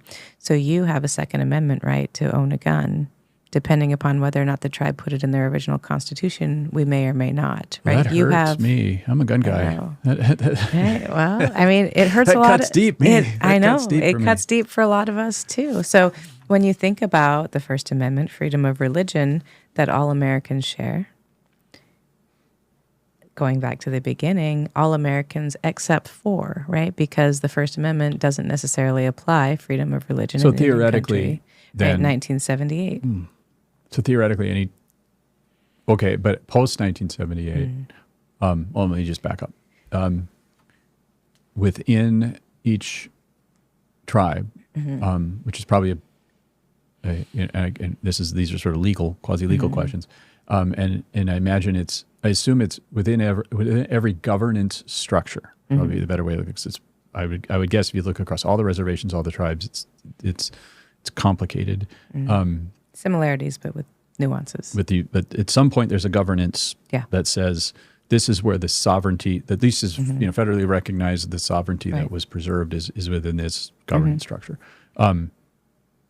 Today and in 2024, if there was a desire within the governing body, which is typically an elected governing body and all that, but just within that governing body, to not have the Bill of Rights. I'm just playing with thought experiments.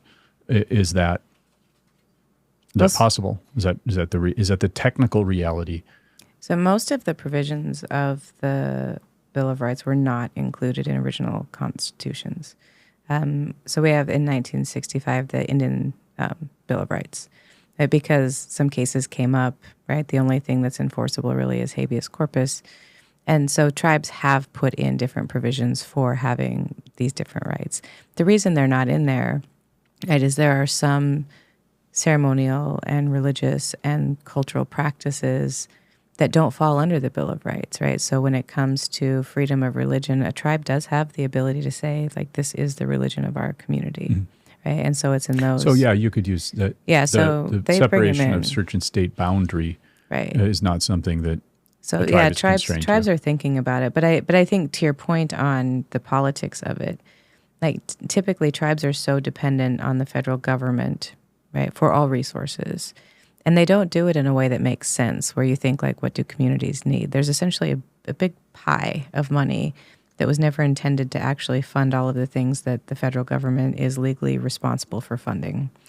And then you take all of the tribes and you make them all rank what they care the most about. So like the hair system, if you will. Okay. So do you care about education? Do you care about elders? Do you care about healthcare? Do you care, and so forth. Then they go into regions and they put this all together with different tribes and they're like, well, collectively, here's how it falls out. And then they take that nationally and that's how they figure out their funding, right? And over 50% of that is all Navajo Nation, right, based off of population. Okay. And so for us, we tend to lean more Democrat simply because our community's survival depends on a lot of the social policies and programs that exist within health and human services, within education, right?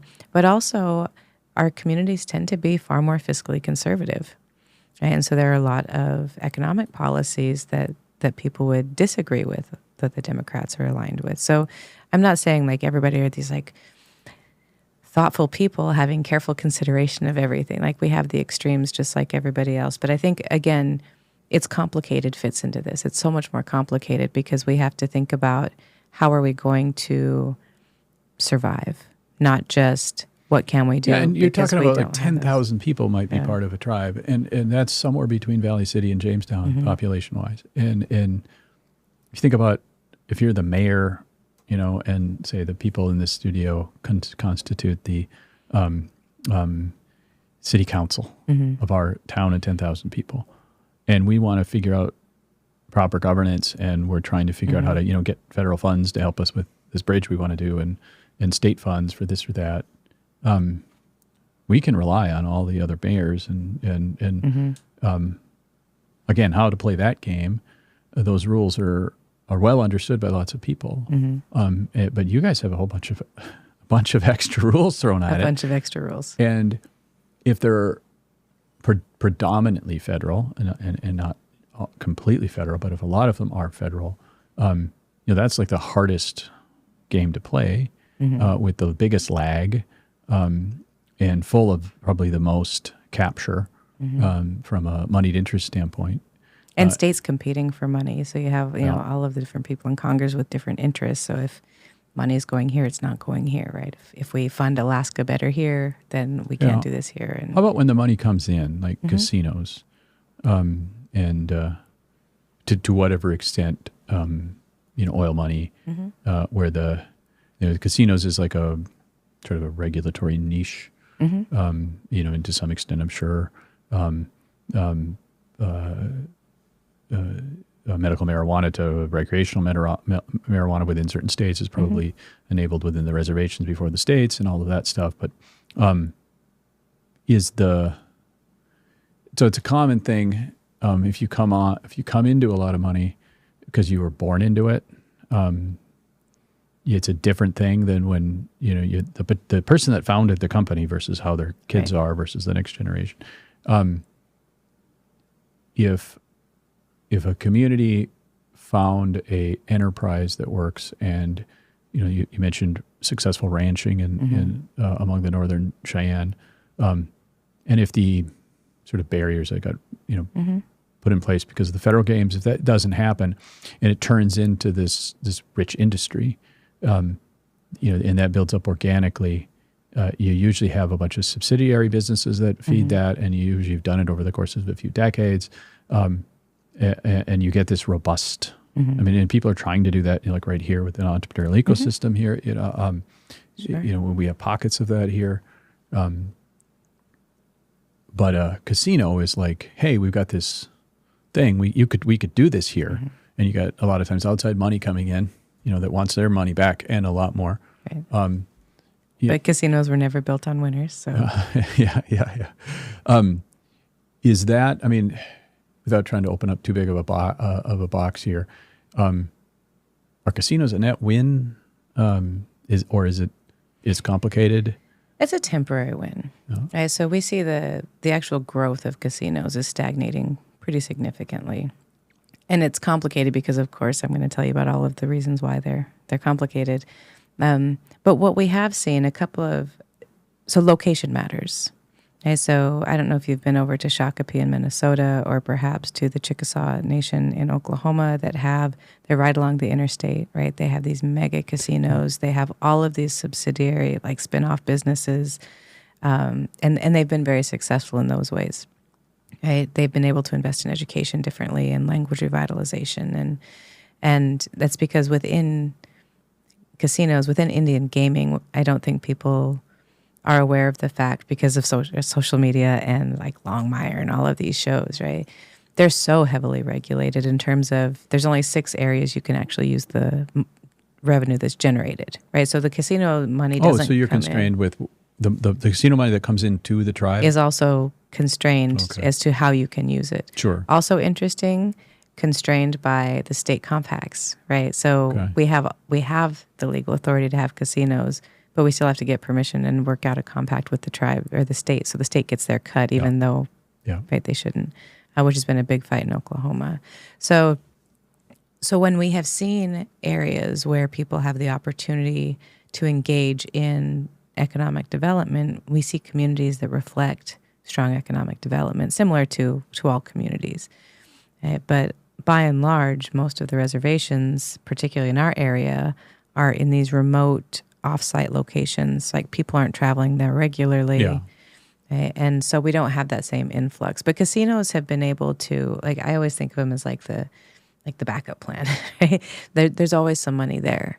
Right? And some tribes do per capita and use, like, they can take that money, the dividends, a certain percentage, and cut checks to people every month for living expenses. Mine does not do that. And some do not.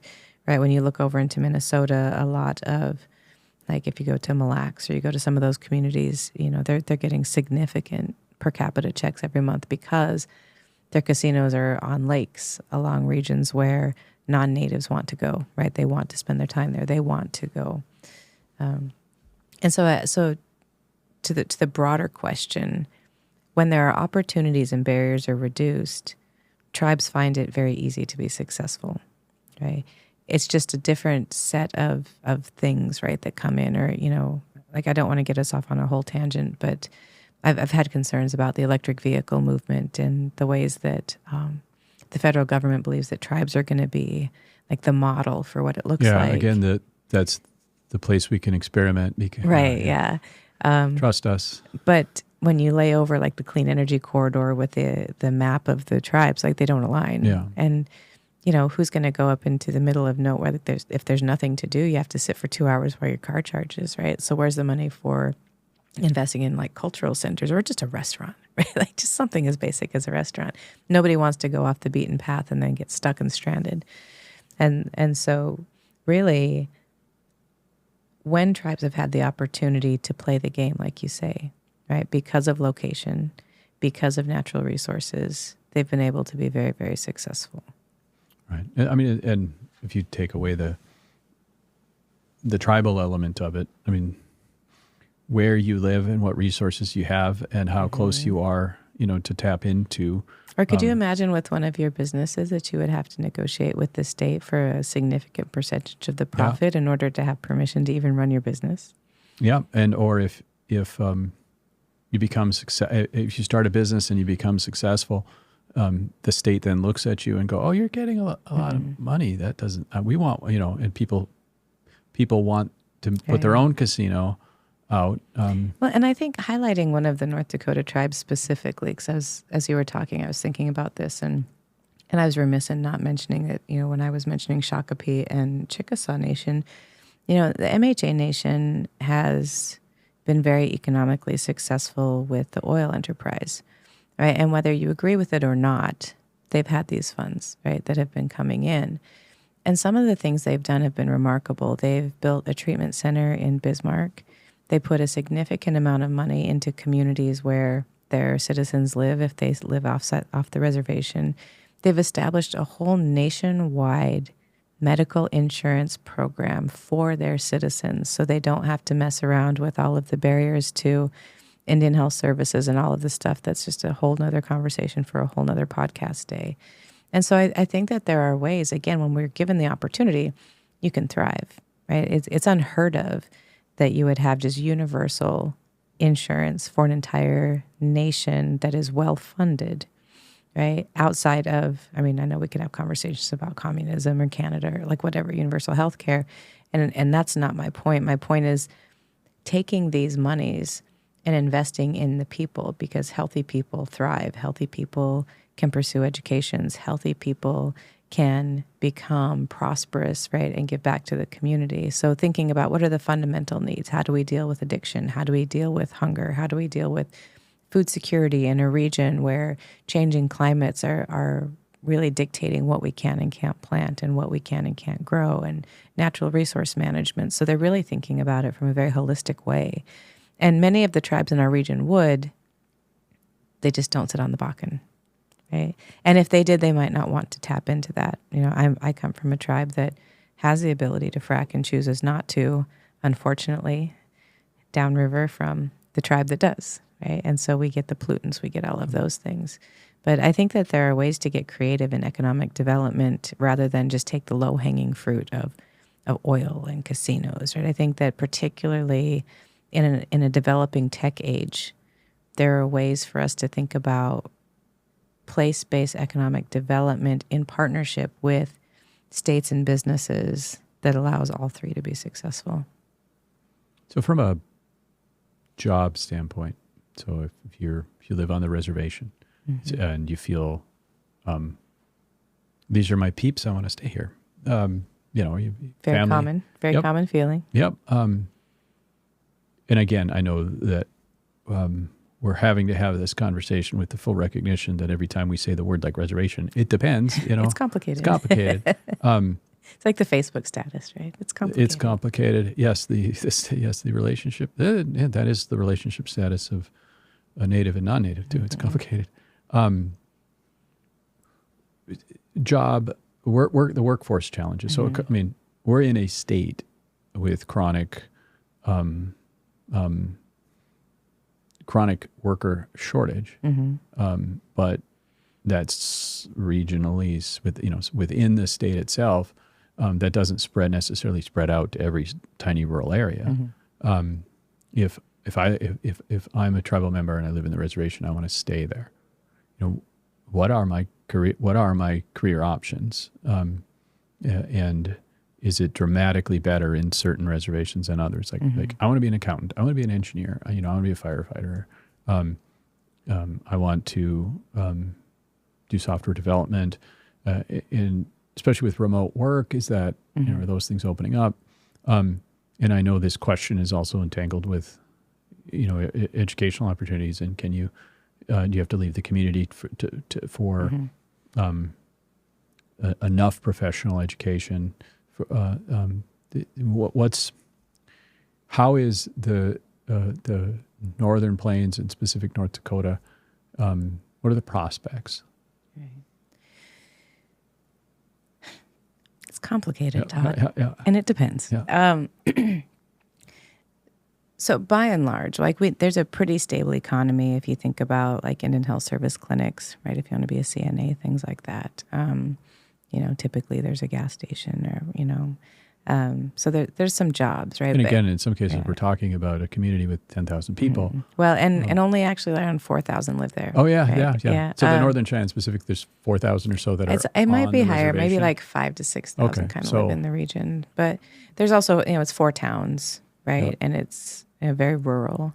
So maybe I could cut you a little slack on asking two open-ended questions where the answers are too complicated. Well, I was going to do that for you.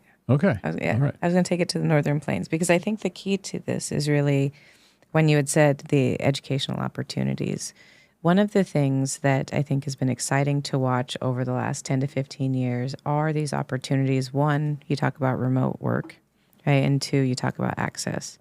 And so tribal colleges, which North Dakota and Montana has the most tribal, collectively, they comprise almost half of the tribal colleges in the nation. We have the second highest number of tribal colleges in the country in North Dakota. Do we have 5? And how many are there? 7 in Montana. And I believe 3 in South Dakota. Nationwide, there aren't very many, right? 23 to 27, depending upon which source you find. Oh, wow. Okay. Yeah. And so one of the things that, because of that, you have opportunities with pathways into becoming a teacher, right? Pathways into natural resource management, into forestry, into wildlife management. They're land grant institutions similar to North Dakota State, where the 1994 land grants, right, established them in a way that allows them to connect to applied research, right? So if you want to be a nurse, if you want to be a teacher, if you want to be, again, sustainable agriculture is one of the pieces in many of the tribal colleges that is just really exploding, thinking about ag tech, thinking about renewable resources. And then those tribal colleges often have partnered with the 4-year and the graduate institutions to have the 2+2 programs.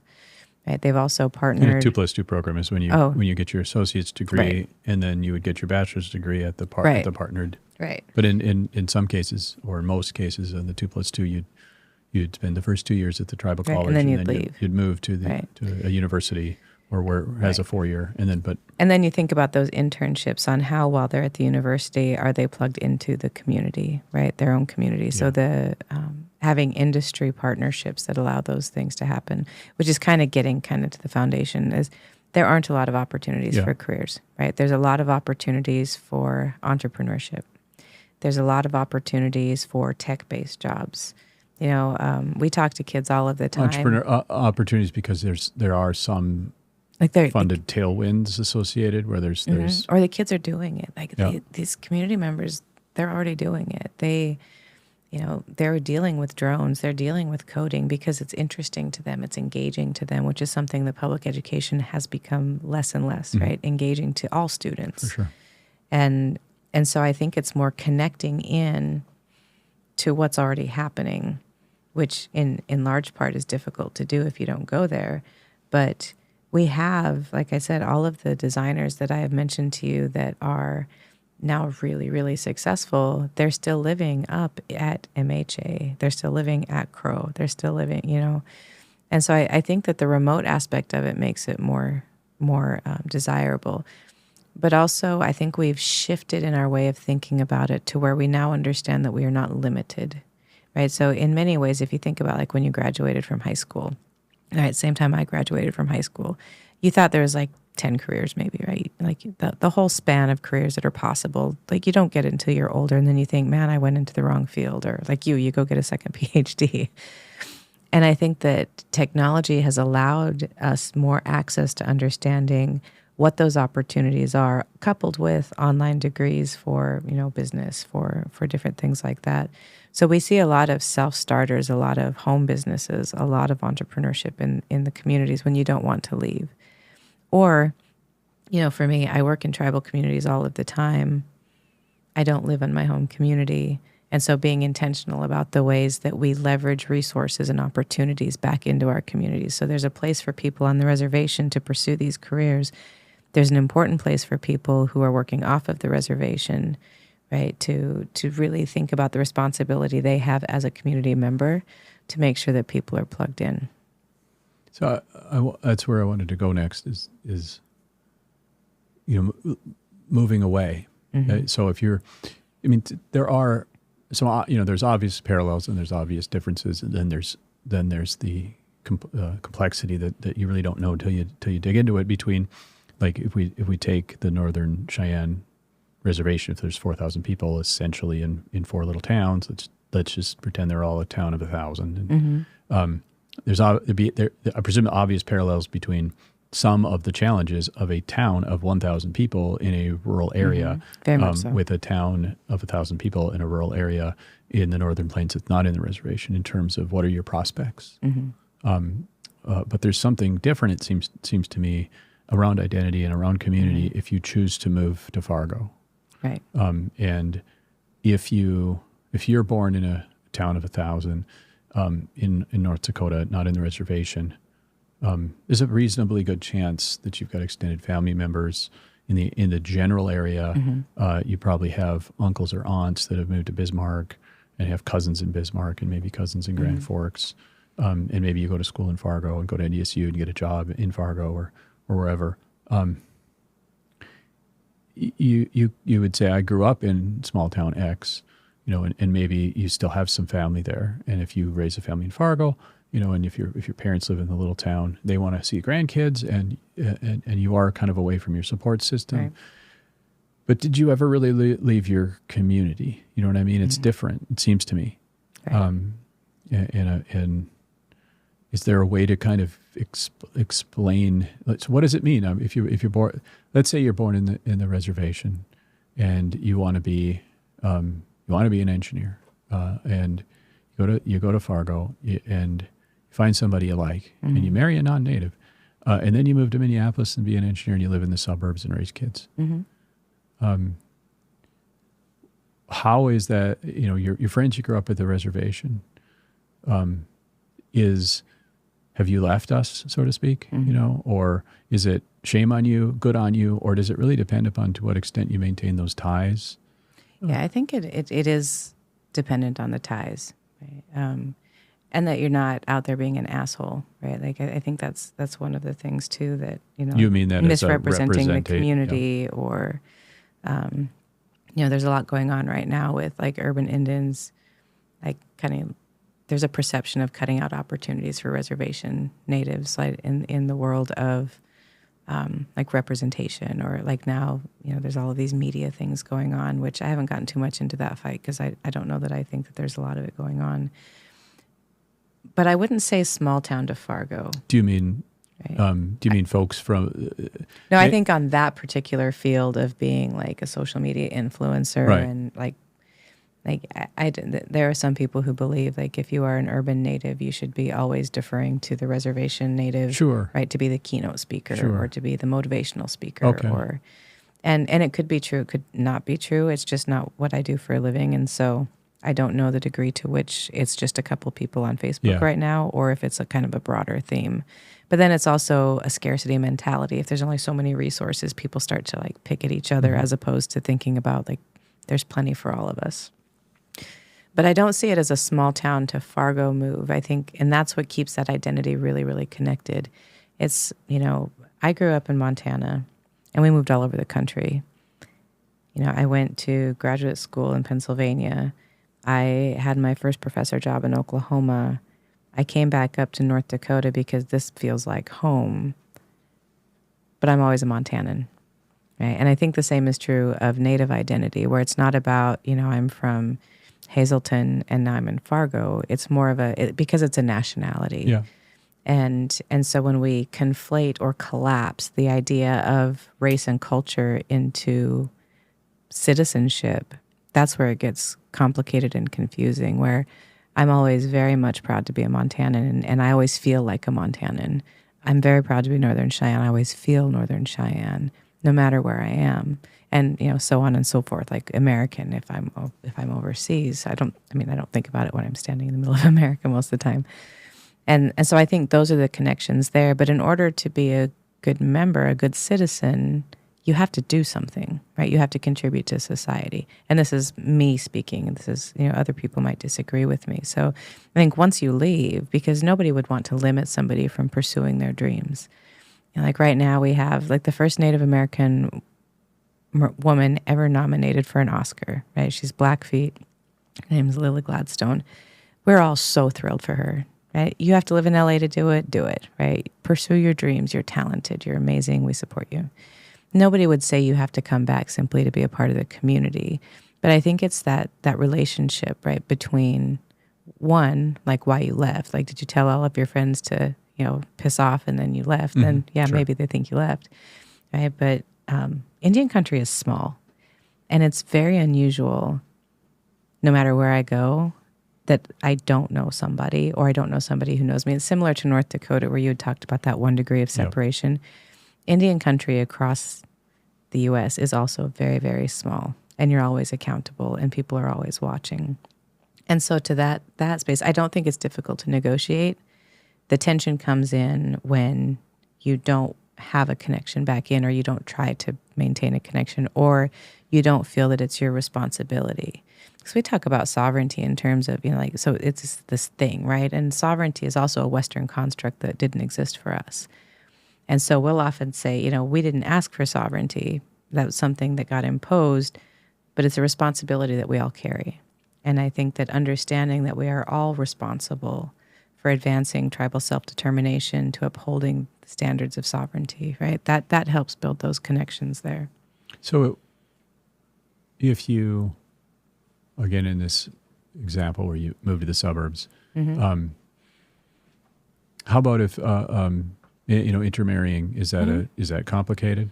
Is it depend upon, again, what is your your relationship to the people of your community? So if I was born in the reservation, would be an engineer, married to a non-native, moved to Minneapolis.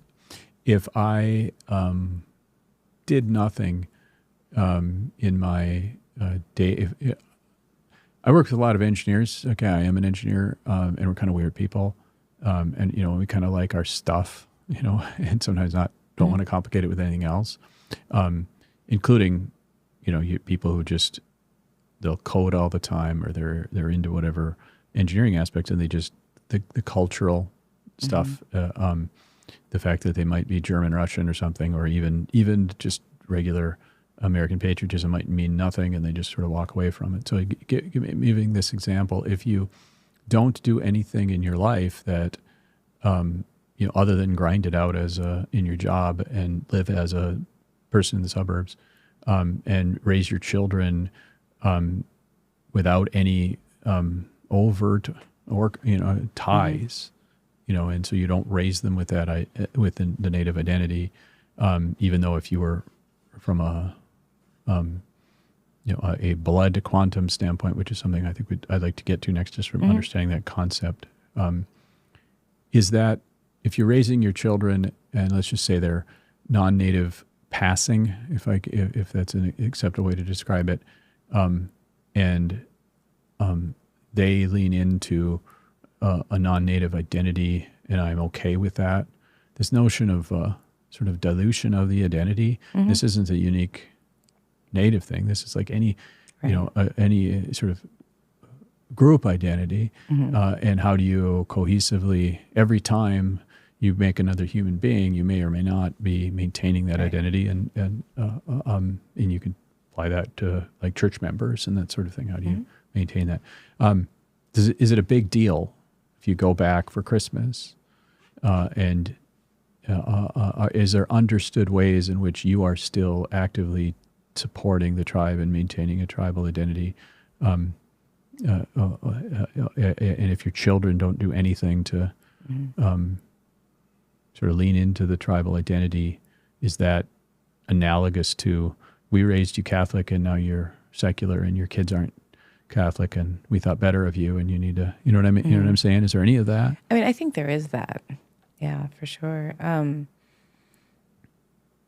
If there isn't, how do you even maintain your so sense of I think identity? there is, but there's also, right, I think it's different from like collective identity versus individual identity, right? There isn't anybody who's trying to identity police, right, individuals. And so if you get married to a non-native and you have children and they are relatively like not easily recognizable as native, and then they choose not to be a part of the culture and community, right?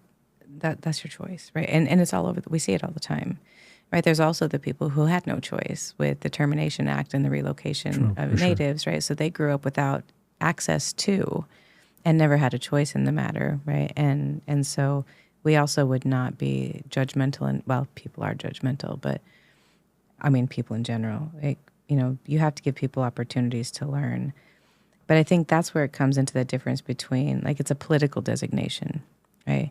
And so if, you know, so in my community, for example, prior to colonization, prior to blood quantum, prior to all of these things, right, in order to be Cheyenne, you had to know the culture, speak the language, right, and engage with the community, whether you were born Cheyenne or not, right? So, you know, and part of the international relations strategy of the Cheyenne was to marry from outside of the tribe in order to build those political alliances, much like you see like the monarchs of old Europe, right? And so you could be born fully Cheyenne with two Cheyenne parents, not speak the language, not know the culture, and in the old ways you would not be Cheyenne, right? And so I think that there's a bit of that, and not speaking for all tribes, right? Because, you know, we're going to talk about blood quantum, but it's different for all tribes. There's no set blood quantum. But I don't know that there's a judgment so much as the problems become when you lean into the identity for economic gain rather than having an actual authentic connection to the community. Those are the things that start to become problematic. Sure. And that's the, I don't know, performative identity, right. You know, identity as status, identity as a prestige hierarchy, status hierarchy, or even... or we have a number of non-native people who have made like stupid amounts of money and become incredibly famous, right, for what they do as native people when they are not native people. And it's, and so I think it falls along those lines as, you know, nobody's going to begrudge you moving away and nobody's going to begrudge you coming home for Christmas, right? And in some communities, if you leave, you're not as accepted back into your community simply because you left. So how about somebody just knows they're 1/8 Cheyenne and they weren't raised in with any of that, and they want to, that's for whatever reason, identity is a really complicated thing, and we've made it incredibly complicated culturally lately, and sort of encouraged everybody to lean into their identity, and it's frankly hard to keep up. But in this really, you know, this is a very real example that would, you know, predates our current zeitgeist. If I was 1/8, and I want to find out what that means, and I was raised in Chicago or something, and I come back. Chicago, Potawatomi word. Okay, but if I was if my 1/8 is, say, Northern Cheyenne, right, and I wanted to understand what that meant, right, and I take a sincere approach to it, I mean, what's my experience people going? People are very welcoming. I have found people are very welcoming, you know, and now you can get more language and culture online, right? There's more access to resources. But even the 1/8, right? That's the problematic piece is, you know, the common line used across Indian country is Like Native Americans and racehorses are the only people who are divided out by blood Yeah, quantum. that's the part. Right? Let's talk about what is blood quantum. And it's a fictitious construct in general. And the purpose of it was to get to the point where all of those federal reservation lands would devolve back to the federal government. Because at some point, just through natural relationships and processes of people, right? You know, you're essentially your quote unquote like degree of Indian blood is going to be so little that like then it's all dust. Yeah, right? just let it play out for a century or so, right.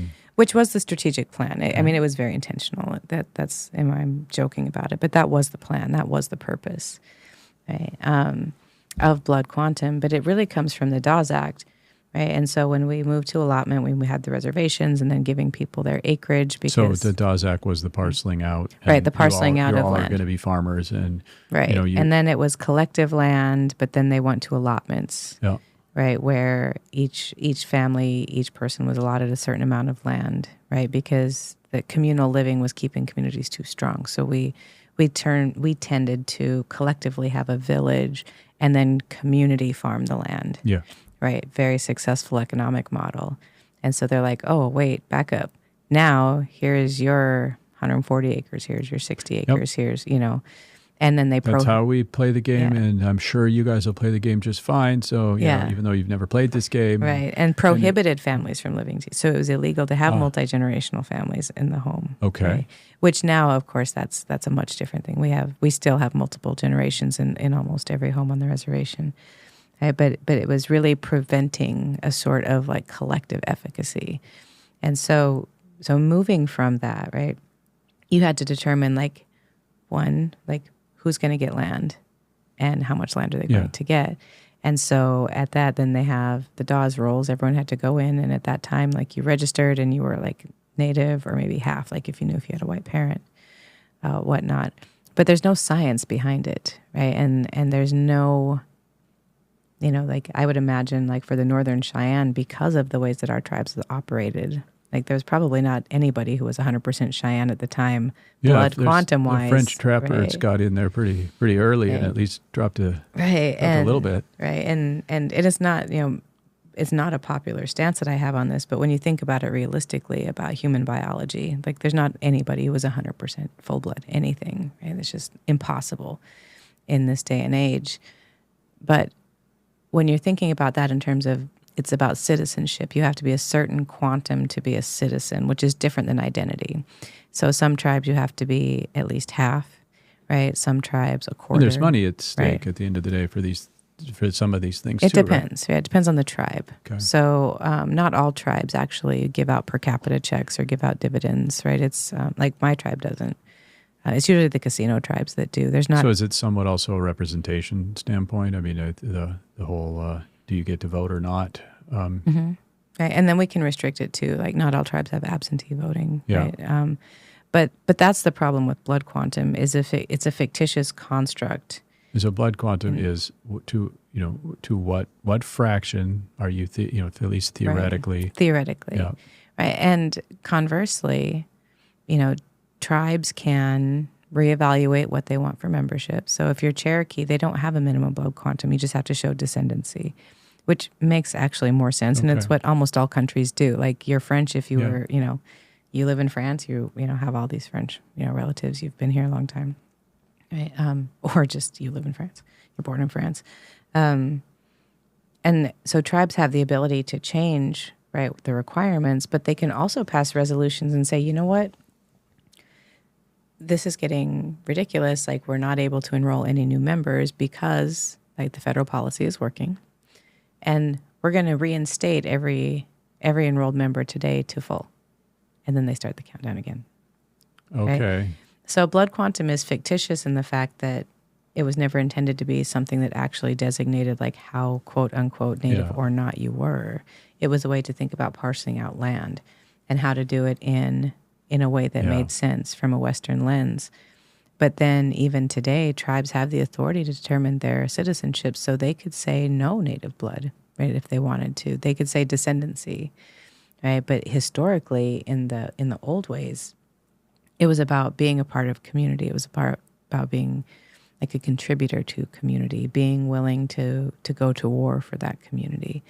And so you see the blood quantum pieces that are these superimposed like remnants of colonialism, coupled with the idea that community and identity are connected differently than community and citizenship. Right. That seems to be like a big switch from like, I mean, demographically, the Amish are being pretty successful, my understanding, in terms of like, just look at what the population was a century ago versus what it is now. You know, and if trends could always be relied on, which they can't, you know, any trend, and you extrapolate it out, the further you extrapolate out, the more you know, some other factors are at play. But I mean, theoretically, the Amish will overpopulate the earth at this rate. I'm joking, but there you have, for now, you know, a working community structure with a very strong identity that still deals with dilution in terms of the, you know, a slow exodus every generation where people try to figure out, is this for me or not? But by objective measures of population, for the one that is working, but they don't have the legal entanglements. They don't have and being Amish is cultural. It's not political. Yeah. It's not a citizenship. Yeah. And I mean, it seems to be a community and an identity that its cohesiveness is sustained generation after generation by voluntary choice, so to speak. It doesn't mean that their choices aren't heavily influenced by the fact that they were brought up this way. You know, I mean, that's just and they've evolved over time. Right? Oh, for sure. Yeah. And then you have the Mennonite and you have the Hutterites. Yep. Different shades of we just have a lot of Hutterites in Montana, so I'm like, oh man, they have the best eggs, best chickens.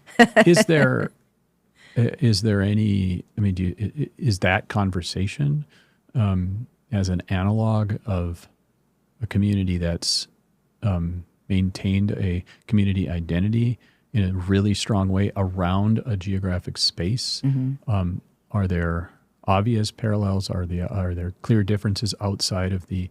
Well, one obvious clear difference is the Germans who came over.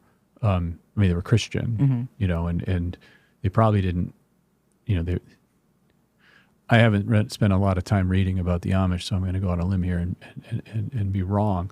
But it would seem to me, if you're German or Swedish or whatever, and you're and you're trying to, and you're a settler, and there's this Amish community that comes in, your response is more, "Oh, that's weird," you know.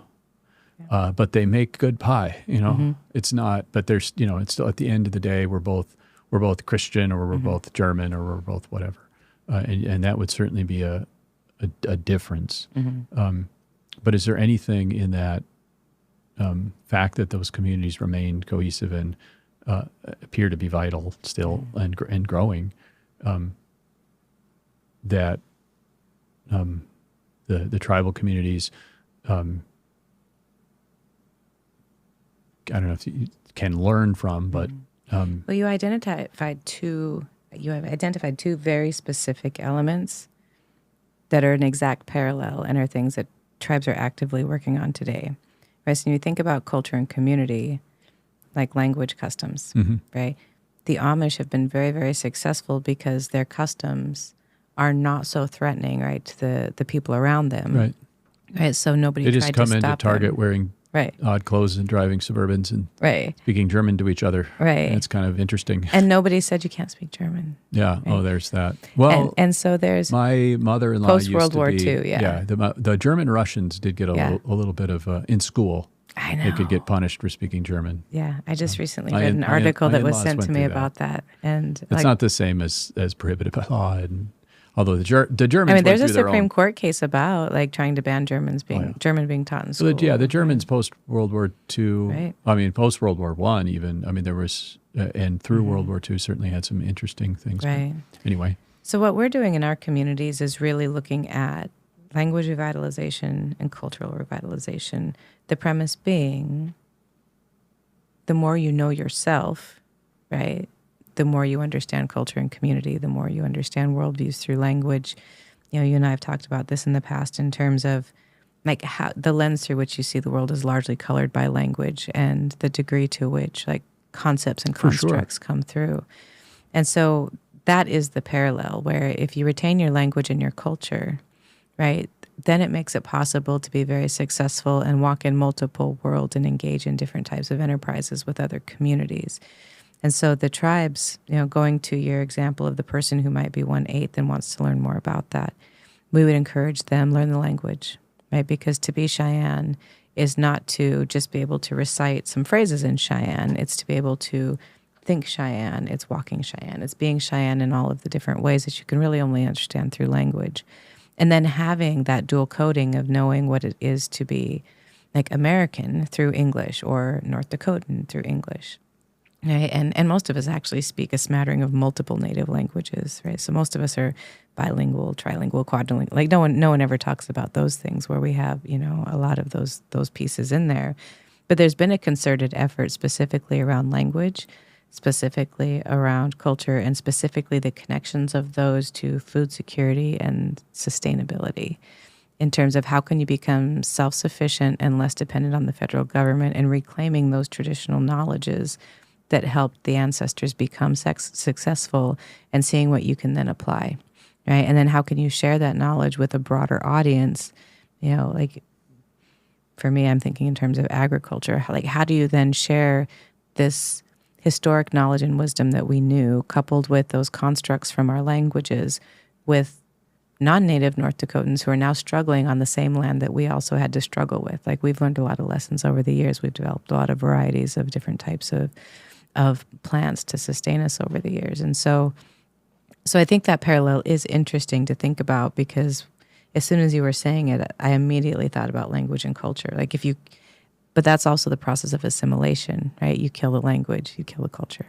And so the investment in tribes, particularly the ones I had shared with you that are having the really strong economic development enterprises, are investing a significant amount of money into language revitalization simply to help restore what it means to be community one, right? And then to think about the ways that you can draw on the strengths of what those original community values were in order to really create a more harmonious environment, a safer environment, a better educated environment for all people. I think people don't understand to the extent to which language constrains your thinking and English and the conceptualizations baked into all of our words. They create an implicit pattern too of how we see the world. And you're right. If you learn the language of a people, truly learn it, not in this word means that word. Okay. Pants is pantalones. Yeah, because there's often no parallel. Or one of the things, I love it when people learn their languages, but when you know that they've just memorized, right, and they're doing their memorized and they don't really know what they're saying. You have to get past the, or at least even it would be very difficult, but at least recognize that if you're having a thought in English and you lay out a narrative in English, and then you look to interchange those words to be accurate in another language, you're not understanding the implicitness behind, and you won't get the true worldview perspective until you get through that.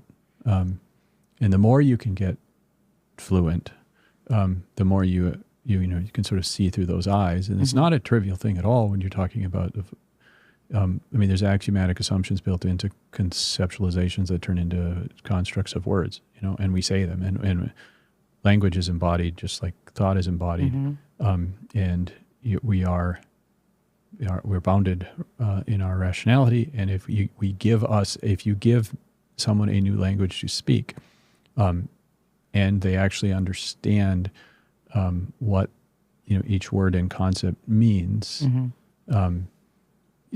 you actually think a different way. You see a different world, and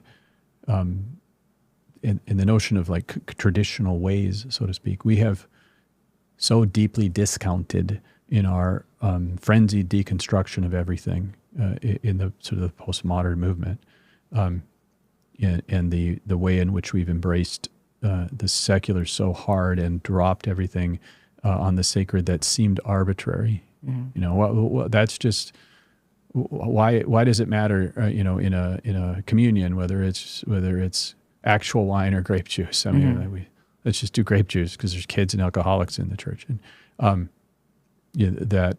And I'm not trying to pick a fight between Catholics and Protestants here, but the discounting of what a tradition means, what a traditional ceremony means. It's this hyper rational Western explicit framing that makes one think, well, it's just arbitrary. A sweat lodge is just a sauna. But if you see that it's not, if you see that somehow in some way, and the more you try to explain it, the more you won't get it. These ceremonies, these traditions are communicating something. They're communicating something in an embodied way. You will learn things and see the world in an implicit sense.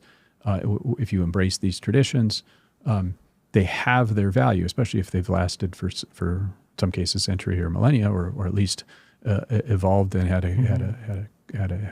some continuity through it.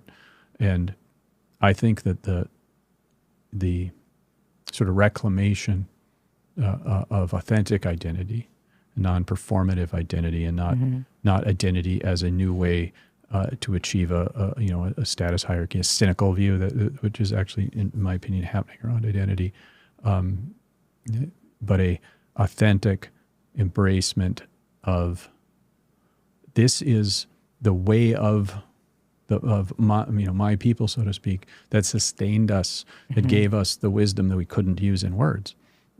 If the tribal communities can revitalize themselves through that, that to me is a success that can be templated. Not scaled one for one because it's a different path for people, but a view of what had been traditional that we maybe discarded because we saw dirty bathwater and didn't recognize this baby in that bathwater, and the recognition that these rituals are not really arbitrary. They are passing on wisdom, right, that a strictly scientific, rational view is not the frame to see that. And that's not an anti-science thing. That's a recognition that a scientific view has its place when you're trying to design and build an iPhone. But if you're trying to figure out what's the meaning of life, who are you as a person, what should you do, where should you go, what is good or bad, what's good and evil, what's beautiful, and what's true in the deep, authentic sense, you need to find what is authentic for your community and has actually been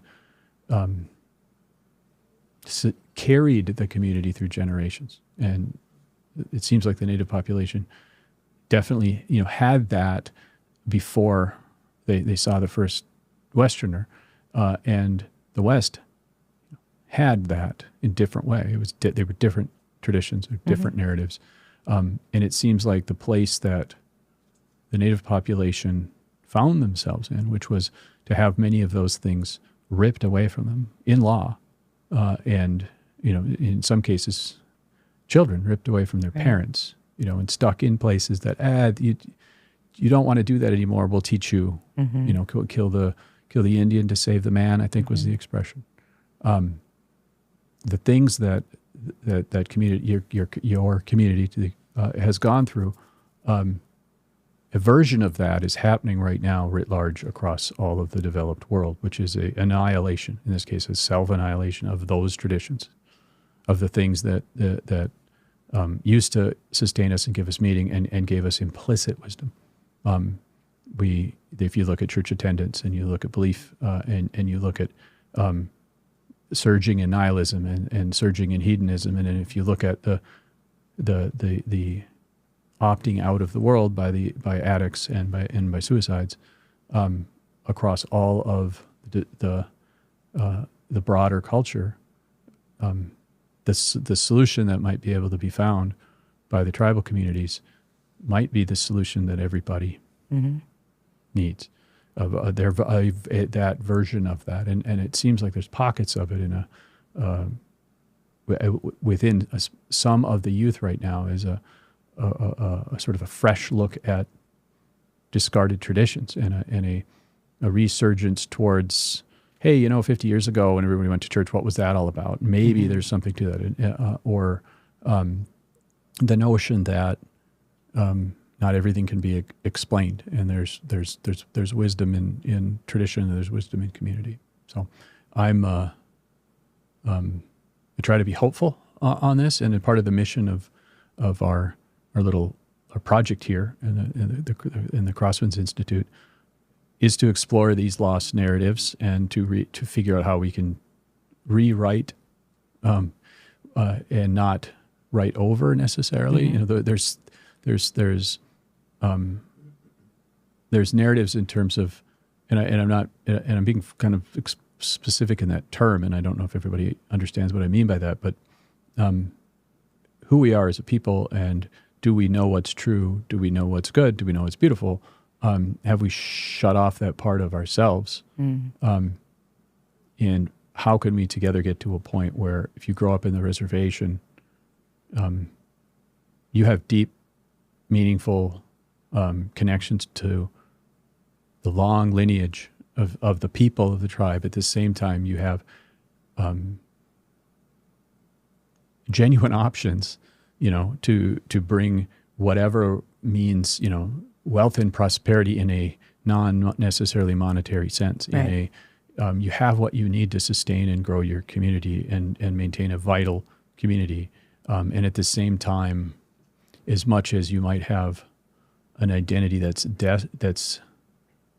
different and distinct, there's room within broader American narrative to also identify with. And if the broader American narrative doesn't have its shit together, because we're critiquing ourselves and deconstructing ourselves, and we don't even know, we being the broader American attempt at what does it mean. If we can't get to where what does it actually mean to be an American, is it a good thing or a bad thing? How do we have a compatible system with what does it actually mean to be a tribal member? So I'm waxing too long here, but when you look at like a 10-year-old Hollie on the reservation, and you look forward to the decades of her life, I mean, what are the things that give you hope, and what are the things that maybe give you concern? Is there anything you would say to that the young Hollie? I think that there's a lot to be said about looking around and not seeing opportunity, but knowing in your heart that it's there. So what I would say to a 10-year-old Hollie is keep at it, keep working, find the beauty, because even within rubble, there's beauty. We see this all of the time, and it's easy to focus on rubble. It's easy to focus on problems, and to know that there are people who want to help you. There are people who want to see you be successful. And for me, I think that's the biggest piece when it comes to these communities. I was very, very blessed to have, a relative who has seen change over many, many decades on the reservation, who could always point out to me, like, just wait. We're, like, our language revitalization is coming. The tribal colleges are going to be thriving. A lot of the things that are happening today, she had predicted. And I would say the same thing to a young person now, particularly those who might not see a point, right? Just telling them that they are creative and they are smart and they are capable and they have so much to offer the world that has not yet recognized what that value is, but will one day. Hollie Mackey, thank you. Thank you.